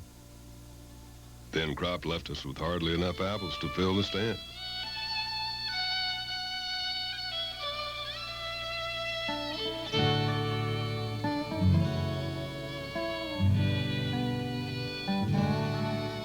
So when they showed up, firing them mean looks around the place and staring us down on prices, I was angry. Didn't seem to bother my father, though. He let them set a fair price. Too low, I thought. Then he did something I never would have done. He had me load another bushel of apples in their trunk. I learned later on that this family was in need. We did the right thing that day. Who you become depends on what you do for others along the way. A message from the Credit Union Foundation and your hometown credit union. I said it's going over. Pete, and here's the touchdown, the second one. This was Hopgood, and look at a nice blocking he ran behind. Well, he followed his blockers well. We said it when he did it. We'll say it again. I mean, right now we're in a situation where it's really not even funny. I mean, we're joking about it, but it's not even funny. We're in a situation where White Plains needs to kind of take it back a step, which is hard to do. Mark Santidonano is going to put a lot of kids who don't get a chance to play much in, and those kids are going to want to try to do their best, and the Scarsdale kids need to step it up. They need to just make the second half respectable. Everybody needs to get out of here in a half and start again. Yeah, we're not really joking about it. It's just that it's an unusual situation to see such a one-sided game in one half. Let's take a look at the stats for the first 2 quarters of play. Okay, we'll look at the next highlight instead.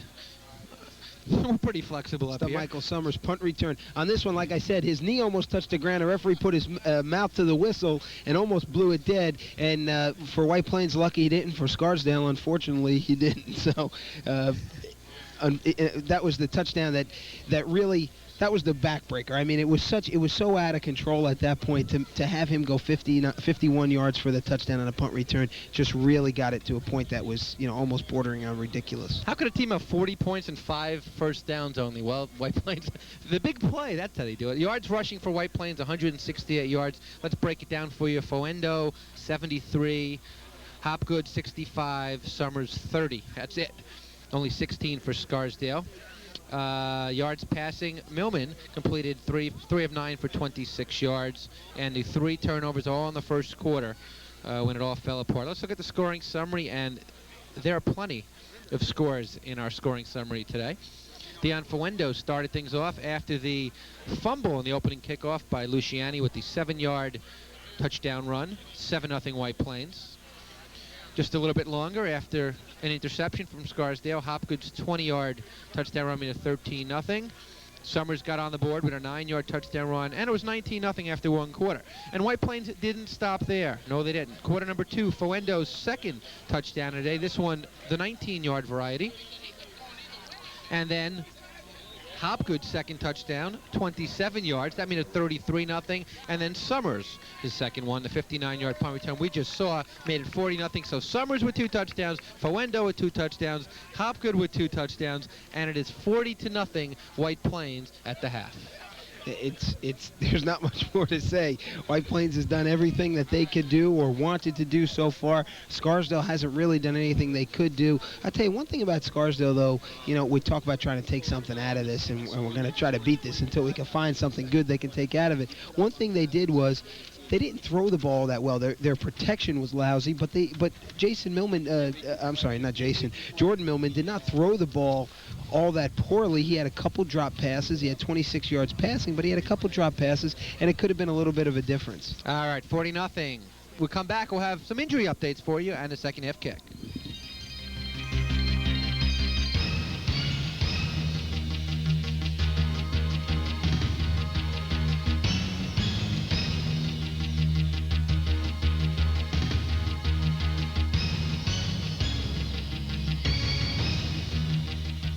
My wish is to visit my grandparents on their farm and pet the cats and ride the horse and just be able to see them.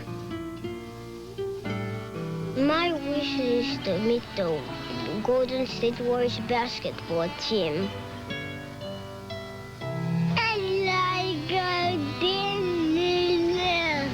These kids aren't asking for very much. Please, help us give it to them.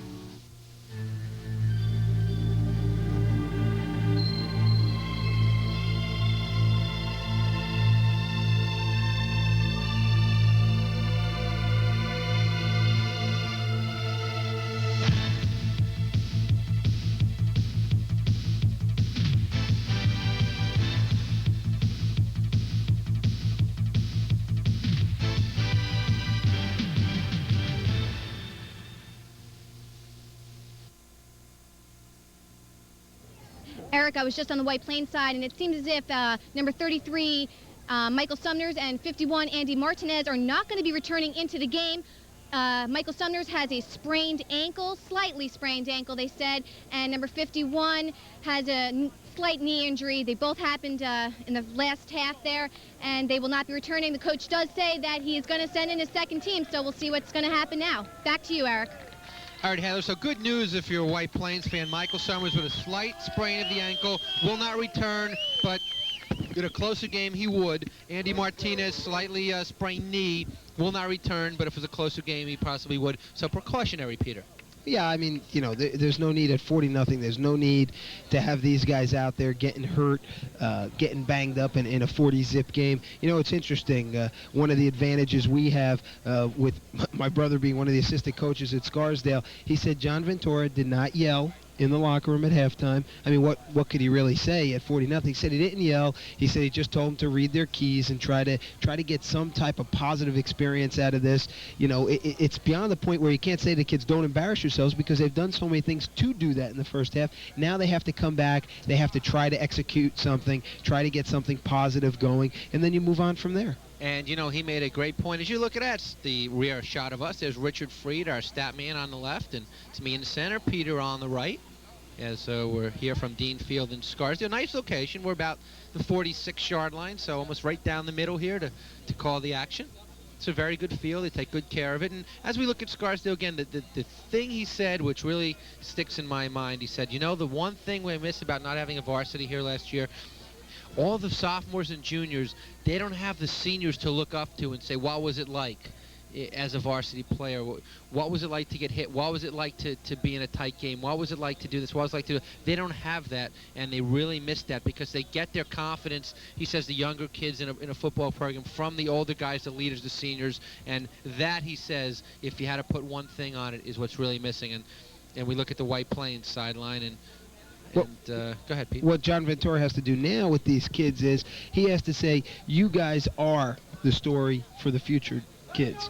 You've got to take the kids on the JV and the kids in the lower level teams and even the juniors on this team, and you've got to say, listen, you know, keep in the back of your mind that 40-zip first half whipping you got by White Plains when you play them next year and the year after and the year after. So it's unfortunate for the seniors, but it's really a fact of life. Michael Sammartino is the kicker. He kicks it off. They have a kicking contest each week at Scarsdale, and Sammartino is their kicker. Hopgood returning the kick, and business as usual as he goes all the way to his 47-yard line. So what can you say? So White Plains will start first down and 10, and we'll see who their quarterback is here. Now, as we mentioned, Summers would not return. Officially, Summers did not throw a pass. He just went for a two-point conversion. And Excuse me, Eric. Looks like Marcel Landrum is going to come in and take over the quarterbacking duties. You know, this is a good situation for him. You know, he's a junior. He's 5'9", 160.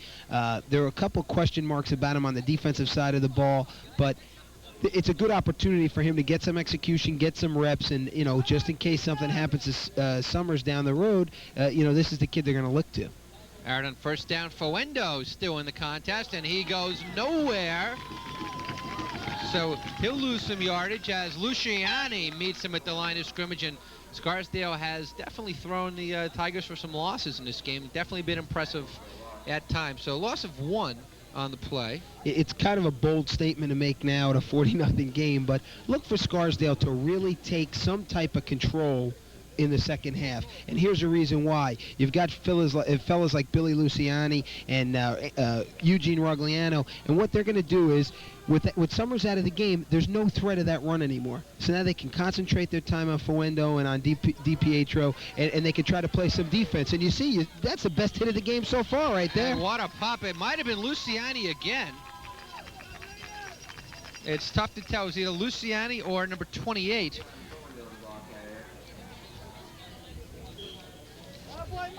Or Jason Sokol. But either way, it's third down. Actually, I think it was Michael Waxman who was inserted here into the defense for the Raiders in the second half. Right, 28. So it's third down. Fuendo picked up a few. Hopgood, zigging, zagging. First down, very tough to be brought down, and he's all the way inside the 40 to the 37-yard line. And that'll be 17 more for Hopgood, who quietly has 82 yards and is the game's leading rusher. And a first down. So Hopgood is just dazzled. Very tough to bring him down. You know, he's only 5'8", but for some reason he doesn't go down, Pete. Well, he's only 5'8" and 190 pounds, and you know, he's wiry. Like we said earlier, John Ventura said his hips go a lot of different ways. But I'll tell you the thing, he's not even being touched. Not being touched until he gets into the secondary, and that makes a big difference. First down and 10 from the 37. Fuendo right up the middle, and he'll pick up 5. You know, let's talk a little bit about their quarterback now, Marcel Landrum. He's the backup. He was the third-string quarterback last year on JV. Now, it looked like when the season started, it's an interesting quarterback story at White Plains. Tim Pellegrin was going to be their quarterback. He went to a couple practice sites not to go out for the team. All right, now you had a guy, Cooper, up from the JV, and now he would have been the quarterback. Now he decides not to go out for the team at the last minute.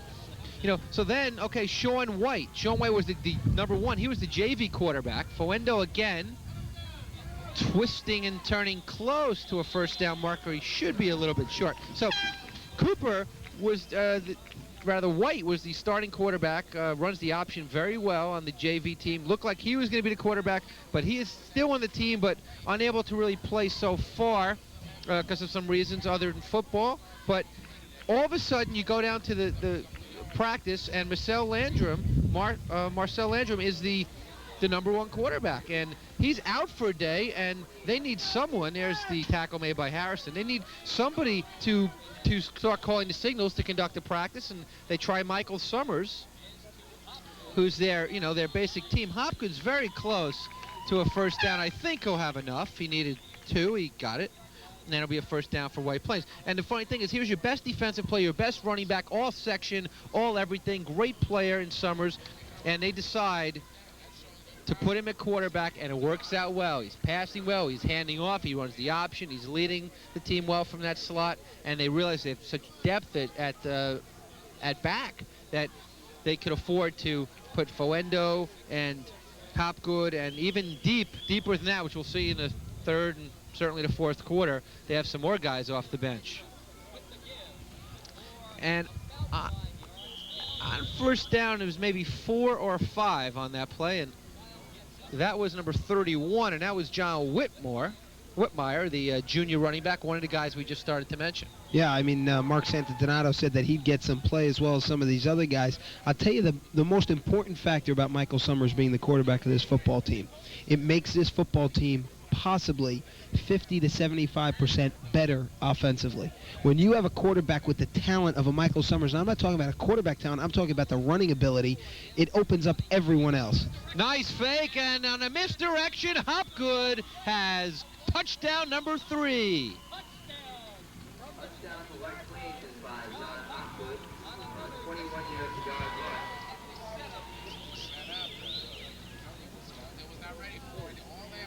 25 yards on the touchdown for Hopgood, and Pete, it's 46-0.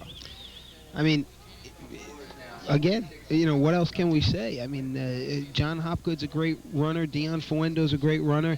It just shows you that the quarterback position isn't the most key position here. He just kind of gives off the ball and lets him run. So Landrum, here's a situation where Landrum, maybe White down the road, one of them may quarterback. The kick is missed, so it's 46-0.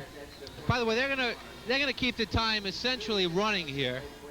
They won't during the timeout here, but believe me, this second half will whiz by. And if you're wondering why that is, on a lopsided game, they will do that. They will run the clock a lot more than usual, which is good for everybody. I mean, there's nothing more that these Scarsdale kids can't learn in a film session on Monday or tomorrow or Tuesday that they're going to learn on the field right now. And on the White Plains side, sure, maybe it might take a couple reps away from the kids who don't get a chance to play all that much, but it also eliminates the possibility of having guys like Andy Martinez and Michael Summers get injured like they did late in the first half with a 40-0 lead. White Plains travels their band. Of course, neighboring schools here, Scarsdale and White Plains, just down the road. Neighboring town. 6:10 to go. It's 46-0. So Summers may, in fact, at some point in the season, certainly for some plays, line up at tailback. Here's the kickoff. Luciani takes it.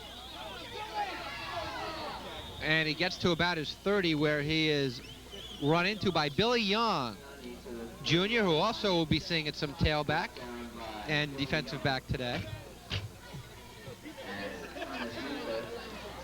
5 minutes and 9 seconds time. And there is Luciani, one of the captains. And again, the seniors, Jordan Millman, Jeff Jackson, Craig Zern, Jason Sokol, Michael Liu, Michael Waxman, all of them, a lot of heart out here playing just 1 year of varsity football. Millman gets it off, gets it complete, and again to Austin Hinckley. So that is the 3rd time that Millman and Hinckley have connected. It's a short gain. maybe 4, 5 yards. You know, you've got to give those Scarsdale seniors a lot of credit for coming out. They know that they're not going to be a real competitive or a real good team. They know that there's really no league championship in the future, but they still come out, and they still participate, and they get in the summer practices, and they play in the games. And I tell you, it shows a lot of, you got to give these kids a lot of respect. And Mailman was rushed by Foendo, and I guess let's see what they call here. Incomplete pass. So it'll bring up a 3rd down situation. Foendo doing the job on defense as well. And what do you tell your quarterback if you coach John Ventura? Well, you tell them to just try to execute, to try to remember what you were taught in the summer.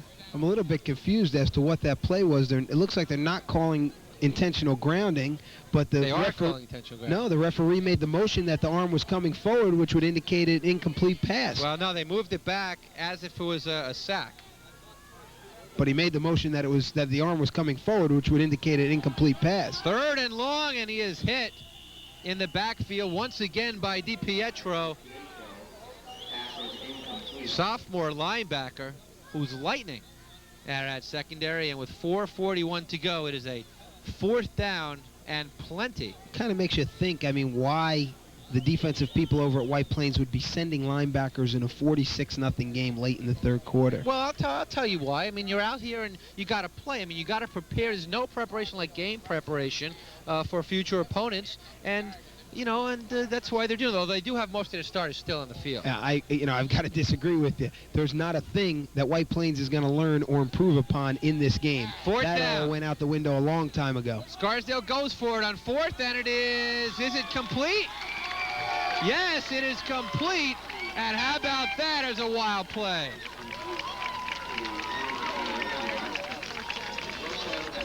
"20-yard play. And that was a jump ball. The pass intended for Jake Kaplan, and I believe it ended up in the hand of Austin Hinckley. There's a flag down back in the offensive backfield, which could be a holding or maybe even a late hit. But this was a great play, tipped, and Austin Hinckley picks it off, which looks like it would have been a 1st down. I think they're going to call personal foul roughing the passer, so that might even tack another 15 on top of the play. So the play stands as a 20-yard play from Millman to Hinckley. He really's got a good feel for where the ball is. Did a great job, and sometimes that happens. The ball's up in the air, and give Kaplan a lot of credit for keeping it alive with 2 defenders back there. So they went for it deep in their own territory and 4th down, and I guess the same reason John Ventura figured, hey, here's a chance. You know, we got it. You know, we're going to go for it. We're going to try to get it done, and they did. I mean, if you walk out of here losing 53-0 or 46-0, it's not going to make all that much of a difference. All right, I think what we'd like to do is be the first team this year to score on White Plains. Give us 147. 147, Linda. And there he is. There's our director's wife, Tracy Meyerson. And with their, that's both of their kids, Jake and Max. And they're watching the game, and Craig is our director today, doing a fine job. Not easy to direct a 46-0 game. Not easy to keep the interest at 2 toddlers like that in a 46-0 game either. That is incomplete to Jackson. And it'll bring up a 2nd down situation.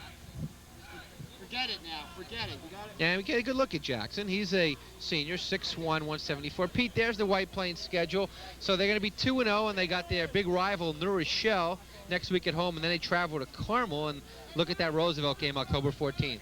I'll tell you, this is a fairly balanced league. You know, New Rochelle starts out 0-1, and you see Roosevelt down there on the schedule later on in Mount Vernon. This is a real good league. Handoff goes to Luciani, and he'll get a few. Melvin Paris makes the hit, and Melvin Paris, a nice two-way player, one of the captains. And there are the standings in this league, which we talked about. White Plains, Roosevelt, right at the top. Mount Vernon could be a surprise team this year, and you figure Scarsdale, Gorton to be at the bottom. Yeah, I mean, Scarsdale and Gorton are just pretty much overmatched, but any one of those other teams can win this league, you know, without a doubt. Here's a 3rd down play. Millman over the middle. He likes to throw it over the middle, and Jackson will be just short of the 1st down. So tackle made by Jason Young, about a yard short. It'll go as a 5-yard play and bring up a 4th down and 1 inside the White Plains territory. And you look at Young, made the tackle. Jason Young started as a sophomore, one of the speedy backs in the secondary, along with Newkirk, Landrum, and Fuendo. And Jason Young's a starter last year in the secondary, along with Marcel Landrum. I'm sorry, along with Dion Fuendo. The other two, Marcel Landrum and Thomas Newkirk, are two first-year Luciani players. will not make it, and credit to defense. That was number 50, Michael Bell. He's their top lineman, and the 6'1 senior was stubborn there and stingy, and he didn't give Luciani a yard. How about Michael Bell? And there's the Tigers' scoring drive, second half. Hopgood's third touchdown, 25 yards. There's the biggest drive of the day, 5 minutes, 8 plays, and 46-0. It'll be short of the first down. It'll be a first down. They came up a little bit short on that, well, actually more than a little bit, about a yard short on that 4th down situation. It's, you know, it's a shame because if they would have got away with that 4th down situation, it would have been 2 in a row. They would have had a little drive going. Yeah, I think it's real important for Scarsdale, regardless of what they give up. It's real important for Scarsdale to get 6 points on the board. All right, White Plains football, 2:01 to go here in the 3rd quarter. Eric Lubitz, Peter Arciello, Heather Dubbs, entire Westchester 10 sports crew. White Plains leading at 46-0. Landrum second series on offense, and on first down, that's Billy Young, number 24. He's been on the special teams today, and he's a junior running back, 5'11", 155. And now we'll jump around a little bit, Pete, and look at some of the other leagues around. League 1C, Arlington, Mahopac, Carmel should be it should end up that way with one of those 3 teams winning. Carmel, real strong. They have Todd Kay now, their first-year coach, former Rhinebeck coach over there. Carmel's a real strong team, and you know, but any one of those 3 can win it all up there. The ball carrier once again is Billy Young. He carried it a lot last week, and he'll be short, but it'll bring up a 3rd down and call it 3, as he's picked up 7 yards. So they have got Billy Young, they got John Whitmire, so in their off the bench. Look at this, League 1B. North Rockland, you know they're going to win that, but Ramapo, look what they did to New Rochelle. They crushed them week 1. Ramapo is, maybe not the team to beat North Rockland, but they are a tremendously talented football team. So in Conference 1, here we go on 3rd down. Landrum keeps it himself, and there's a great play. That is number 56, Eugene Rogliano, senior linebacker, stopping them on 3rd down, and a nice job out of his linebacker slots. He's one of the captains, and he's got the pride. He's still going here in the 3rd quarter despite the scoreboard, and that'll be a punting situation now for White Plains. That's the first. I think this is. I don't know if you recall, Eric, but I think this is the first time we've seen White Plains punt today. Well, that's absolutely true, and their punter is Michael Summers, but he's done for the day. So we have a backup punter in there, and I believe that's Jamie Pomponi, the center, and it is. And he gets it off. Feuerstein takes it, and he's downed immediately over his 30, and that is the end of quarter number 3. So it went quick. White Plains tacked on a 6, and they lead at 46-0. The final quarter still to come.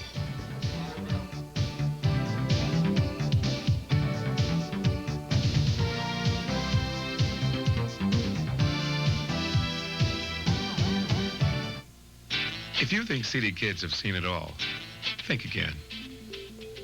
Most city kids have never seen the country or enjoyed the freedom of playing outdoors or running barefoot. You can help. Be a host family for the Fresh Air Fund for 2 weeks this summer and give a child a fresh point of view. Please host for the Fresh Air Fund and make sure a kid from the city really does see it all. The Fresh Air Fund, because we all have enough to share.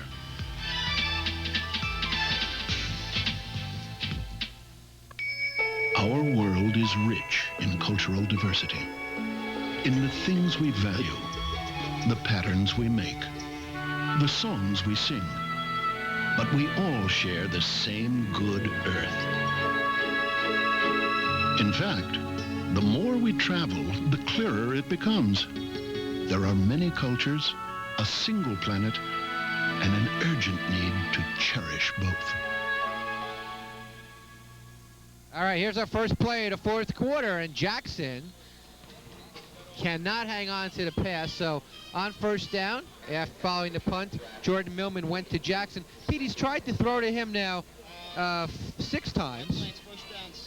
Well, they've actually only run 2 passing plays. One is the out where Millman rolls out, and the other one's right down the middle to Jackson. Pete, in League 2A, Fox Lane, the big shock is Yorktown, the state champ, losers last week to Harrison, and Fox Lane's going to be good this year. Former Scarsdale coach Dick Palladino leads them. Yeah, I don't know if they're going to be as good as Week 1 may have indicated. I'm sure Dick Palladino's done a great job, and they will improve, but I don't know if they're in the Ossining and Yorktown class yet. Terrace Ewell is in the game for White Plains, wears number 23, and he chased down Jordan Millman.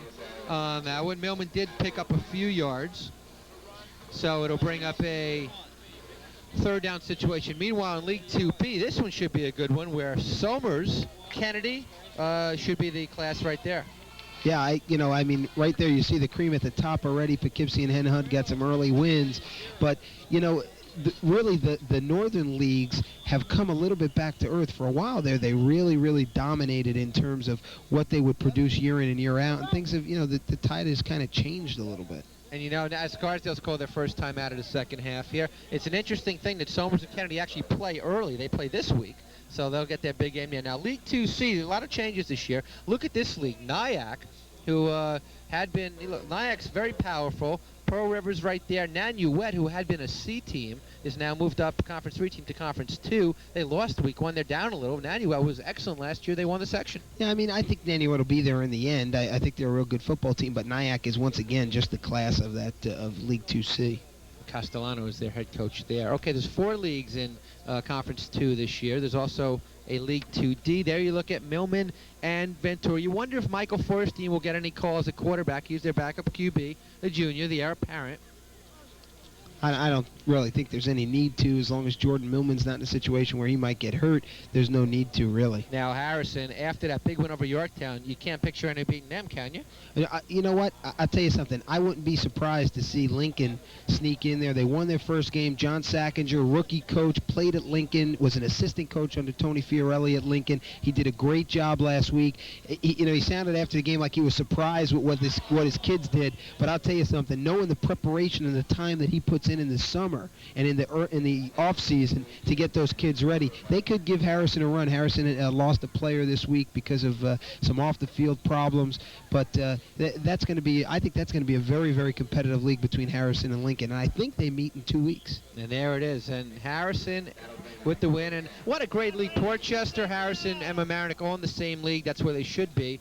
And there are we'll get the stats up maybe after the next play. 4th down, Millman, good protection, gets his pass off, and it's incomplete. And there, I think Scarsdale may have stepped on their own toe, as Waxman and Austin Hinckley, tough to see who the intended receiver was, and it goes as an incomplete pass. And White Plains will take over on downs with 10:38 to go in the game, leading it by a score of 46-0. As you look at Hinckley, really been impressive. Yeah, he's done a nice job. I don't think both of those receivers were suspected to be in that area at that time. One thing that Scarsdale did there that was good, and they haven't done it all day, was they picked up the blitzing linebacker to give Millman just a little bit more time. Eric wants number 150 on the graphics, Linda. First down for White Plains. They're at their 40-yard line. Marcel Landrum's been the quarterback all through the second half. And on first down, White Plains goes to John Whitmire, who just like that bangs for 14 yards. Wouldn't it be great to have these guys just as an insurance policy off the bench? A lot of speed on this football team. Tackle made, I'm sorry, Pete, by Russ Spieler. I'm sorry, Eric. Actually, Whitmire, he's such a big kid. He gets up in the middle. If you get any type of body on the 2 linebackers, putting that kid against this inexperienced and small Scarsdale secondary, is going to be trouble. Inside the 25, 1st and 10 for the Tigers. Just their 3rd first down of the second half. Scarsdale with just 2 first downs in the football game. And Billy Young over the middle will get a couple, maybe 2. Hey, Pete, don't forget, next week we'll be at Eastchester for one of the biggest rivalries in Section 1, the Tucko Tigers, Eastchester Eagles. Let's look at the stats through 3 quarters. First downs, look at that, just 2 for Scarsdale. Well, let's put them back up there again. You're talking about that Eastchester-Tuckahoe game next week. It is one of the biggest rivalries, but unfortunately, it took a long hiatus. It took a long time off in between games. I know that... Counterplay that time. Thomas Newkirk, and he goes down. It's a good play. It's, once again, Russ Spieler is doing a great job for Scarsdale. That's a good play by the defensive end and the middle linebacker getting out there to make that play. Getting back to talking about Eastchester Scarsdale, I know in the years that I played at Eastchester under Ray Karowski, and actually my brother played, actually Eastchester Tuckahoe, we never had the opportunity to play against Tuckahoe, and they were our rival. They were our next door neighbor. We did have the opportunity to play a little bit against Scarsdale, which was always competitive, even though Scarsdale was such a bigger school. And I think it's going to be a lot of fun seeing that game next week. Absolutely. I mean, Tuckahoe certainly once again appears loaded. Landrum, and on third down, just gets a few, and will bring up fourth down. Marcel Landrum, the quarterback with a carry, gets fourth down.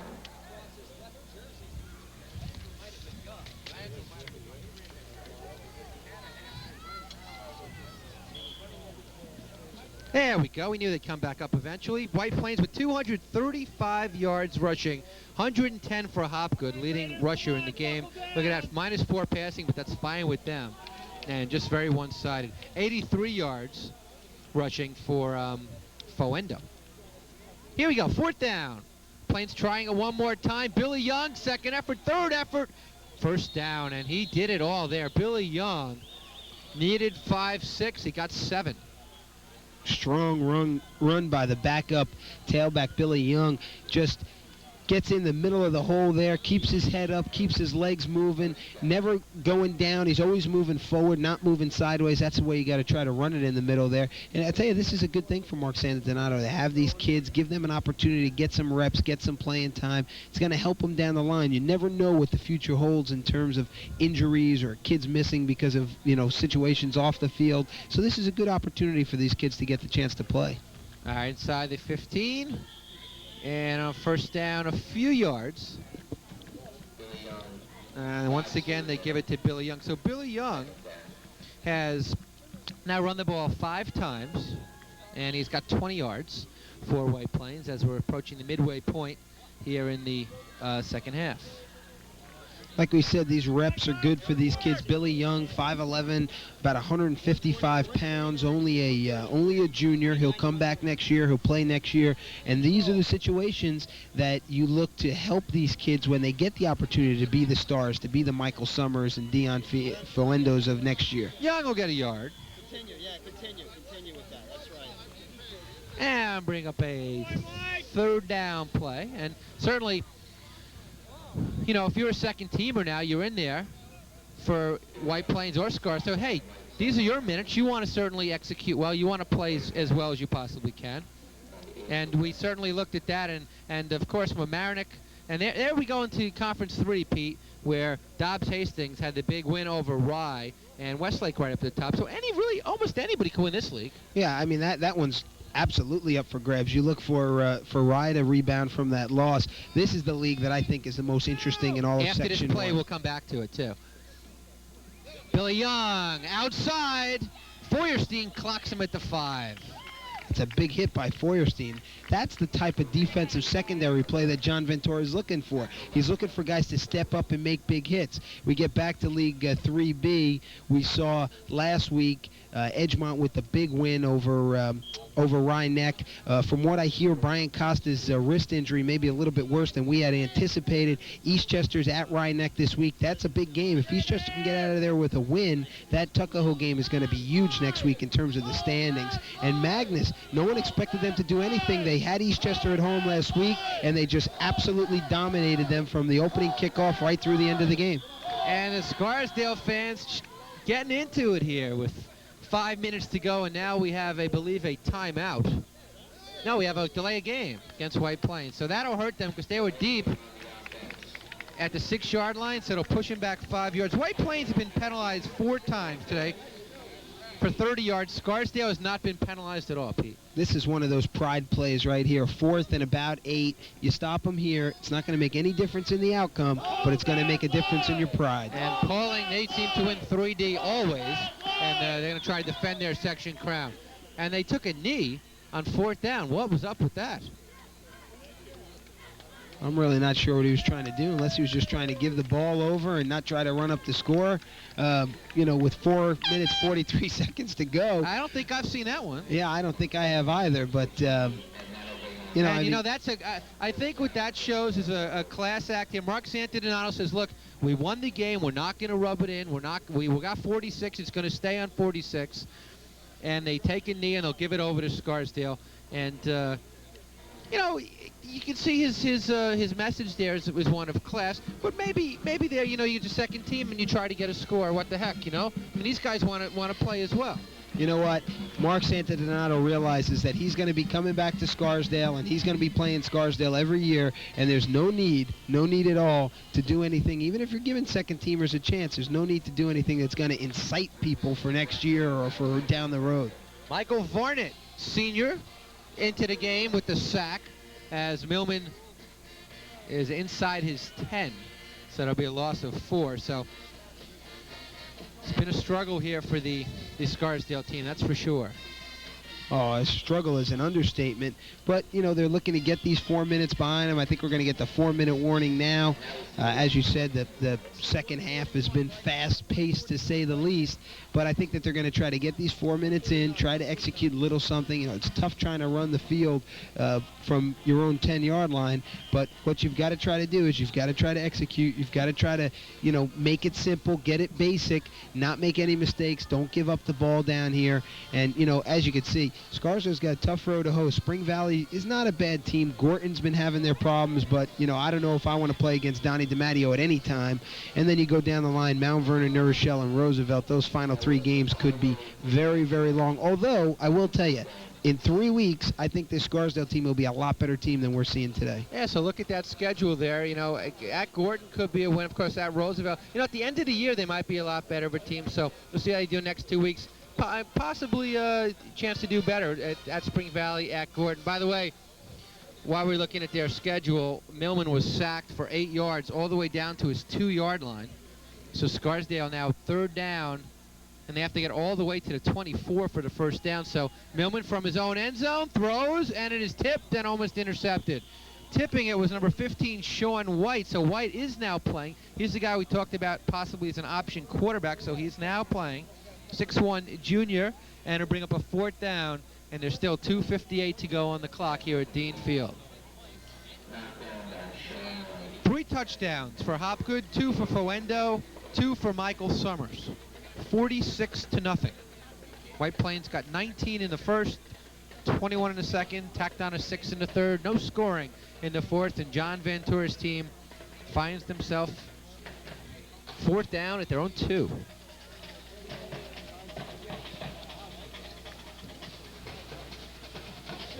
Guys coming back next year, Andrew Stuckner, starting right guard for Scarsdale. David Johnson, lineman. Here we go on 4th down, and it's incomplete and thrown away. So incomplete on 4th down, and now I'd imagine White Plains would take 4 knees and go back up north on Route 22 with a 2-0 record. Josh Borkin, he'll come back for Scarsdale next year, starting offensive lineman. This is his first year playing varsity football. He was a tight end, so he had to switch over. James Mullen, we saw him early. The punter and split end, Jay Kaplan. He'll be back next year. Doug Miller, slot back, will be back. Luciani graduates, of course. Amakuchi and Feuerstein, also just juniors. So a lot to look forward to as football is back here at Scarsdale. Trevor Smith, Russ Spieler on the defensive line, also juniors. And their 4 corners, Gelboy, Miller, Feuerstein, Gamiello, all juniors as well. We have a new quarterback, Sean White, and he'll take a knee. And look at that. And there's a little frustration. Number 33 for Scarsdale, Alex Harrison, one of their better players, and just a little bit frustrating, and a flag is thrown. Yeah, I mean, there's really no need to do that.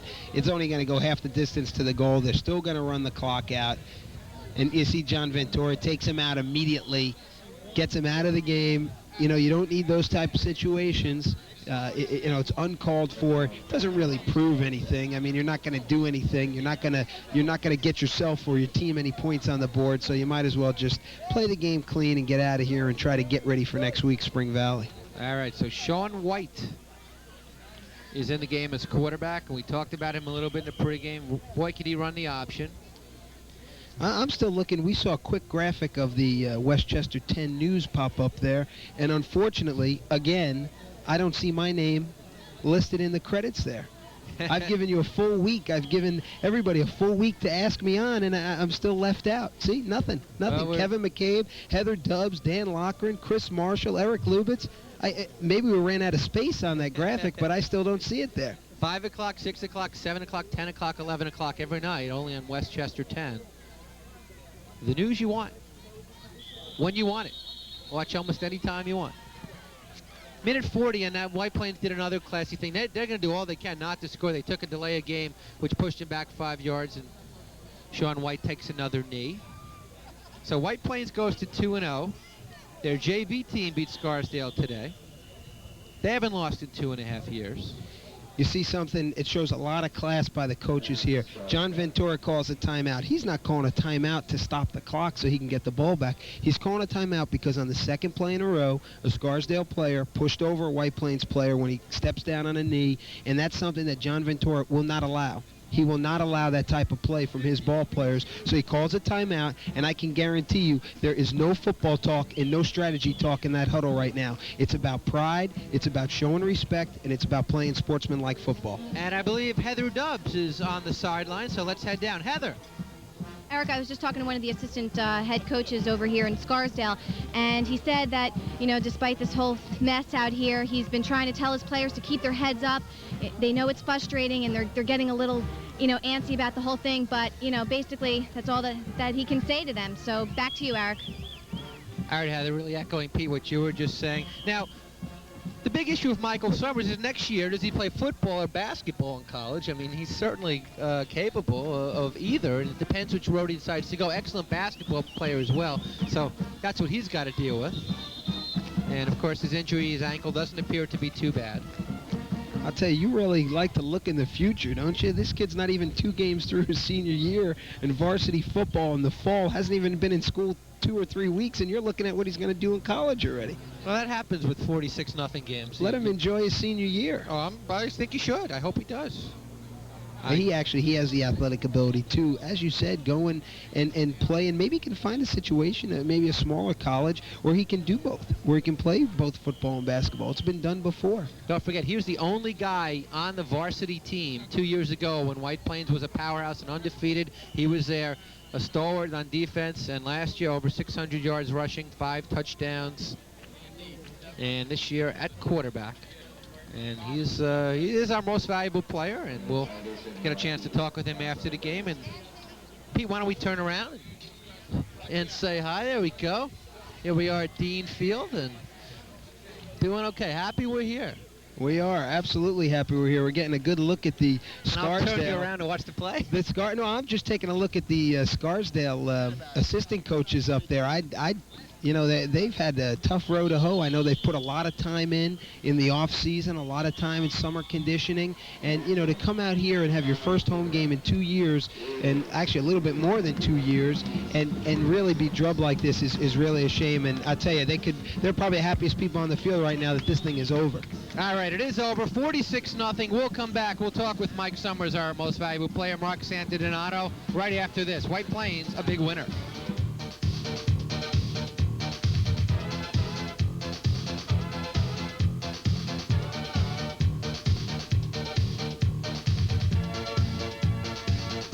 Ever dream of living on your own? Letting your room get as messy as you want? Working in a comic book store? Having a goofy little dog? And a best friend who will eat things even a vacuum won't? We thought so! That's why Nickelodeon's bringing you Rocco, the star of Nick's newest Nicktoon, Rocco's Modern Life. Meet Spunky, Heifer, and the rest of the gang in Rocco's Modern Life. Sundays at 11:30, 10:30 Central, only on Nickelodeon.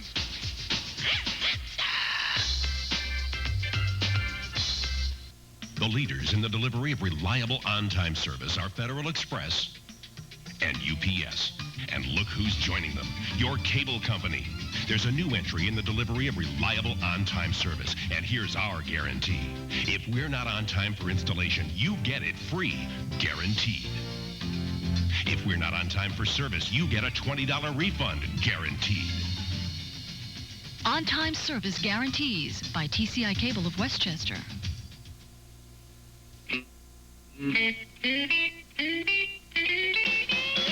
Dress for success. Dress true. Look good. Like a true American.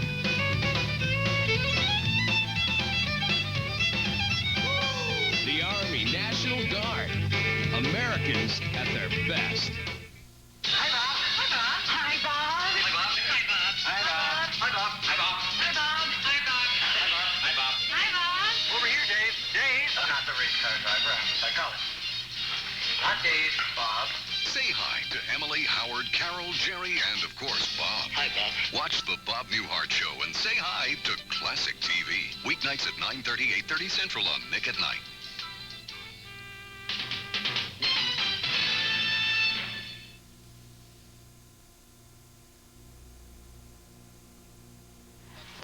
White Plains is a winner 46-0 over Scarsdale. This one never in doubt. Michael Summers, our most valuable player. He's with Mark Santadonato, his coach, and our Heather Dubbs. Heather. Coach, great effort on your part. How do you feel? Well, I'm real happy. The kids play real well. We did what we wanted to do as far as not turning the ball over, not taking this team lightly. Scarsdale, I think, gave a good effort. They're a young ball club. They're trying to get back into varsity competition. John Ventura is a great coach. I'm sure that they'll bring their program back. And like I said, things went our way, turnovers and so on. So we capitalized on it. Our backs ran real hard, and Line did a good job blocking. We also had a great effort from our special teams today. And what's your game next week? Next week we have New Rochelle at home. And what's your optimism for the future? Well, that's always a tough game, New Rochelle, White Plains, and you know, we're going to go back to the drawing board tomorrow morning, and we'll look at the tapes and we'll see what New Rochelle's got to offer. But we're you know, we're going to work real hard to win that one next week too. Great, and I wish you the best of luck and congratulations. Thank you. And Michael, how you doing? All right. Did you have a good game? I think so. How do you feel about it? It was a great game. You know, I give credit to the line. You know, they did an excellent job blocking. You know, and the holes are open. You know, we did a great job. And are you looking forward to the rest of the season? What are your hopes for the team? Oh, you know, it's a learning process. We got, you know, take step by step. You know, we're doing a great job from practice. You know, this week wasn't a great week of practice, but we had to step it up. You know, we had to step it up. It's not, you know, it's not really different. We just got to work hard and keep taking game by game, you know, not taking anyone lightly. And Scarsdale and White Plains have been a big rivalry over the years, you know, even since I was in high school. How do you feel about Scarsdale, White Plains? Is it still a big rival? Yeah, most definitely. You know, we're close to town, you know. It's a big rivalry. Scarsdale has a great team. They're a young team, but, you know, they're going to learn, and we're kind of young, too. But, you know, it's all right. You know, they're a great team, and they get a great effort, so, you know, we did a great job. And you did a great job, too, and congratulations. All right, thank you. Okay, back to you, Eric. Thanks, Heather. And let's look at the final numbers. Peter, Scarsdale held to just 2 first downs in this game. A little bit of numbers and yards rushing. Hopgood, 110 yards. Foendo, 83 yards rushing, the big ones there. And 3 turnovers all in the first half for the Scarsdale Raiders. Let's look at the scoring summaries. And just about it all happened in the first half. Foendo got it going in the first quarter. Hopgood and Summers also added ones. It was 19-0 after 1 quarter. In quarter number 2, Foendo, a 19-yard touchdown run, then Hopgood second of the day, Summers second of the day, and the only score, 40-0 at the half, the only score of the second half, Hopgood's 25-yard touchdown run, his 3rd touchdown. Not bad, Pete, for option number 3 out of your backfield. Yeah, I mean, we've said it over and over again. They are a tremendously talented, deep team. They will be very successful this year. You know, the only thing Mark Santadonato has to do is make sure he's got enough balls to go around the offense there, because, I mean, they've got 4 legitimate weapons offensively, and, you know, it's tough to keep everybody happy in that situation. Right, but they certainly managed today. Next up on our schedule, our game of the week, Tuckahoe and Eastchester rivals. You can see it same-day coverage Saturday at 8, Sunday 10 in the morning, and Tuesday 8 p.m. The Tigers and the Eagles right here on Westchester 10 Sports. So that's about it here from Scarsdale's Dean Field. For Peter Archiello, Heather Dubbs, our director today, Craig Meyerson, everybody else at Westchester 10 Sports. This is Eric Lubitz, White Plains in a rout, 46-0.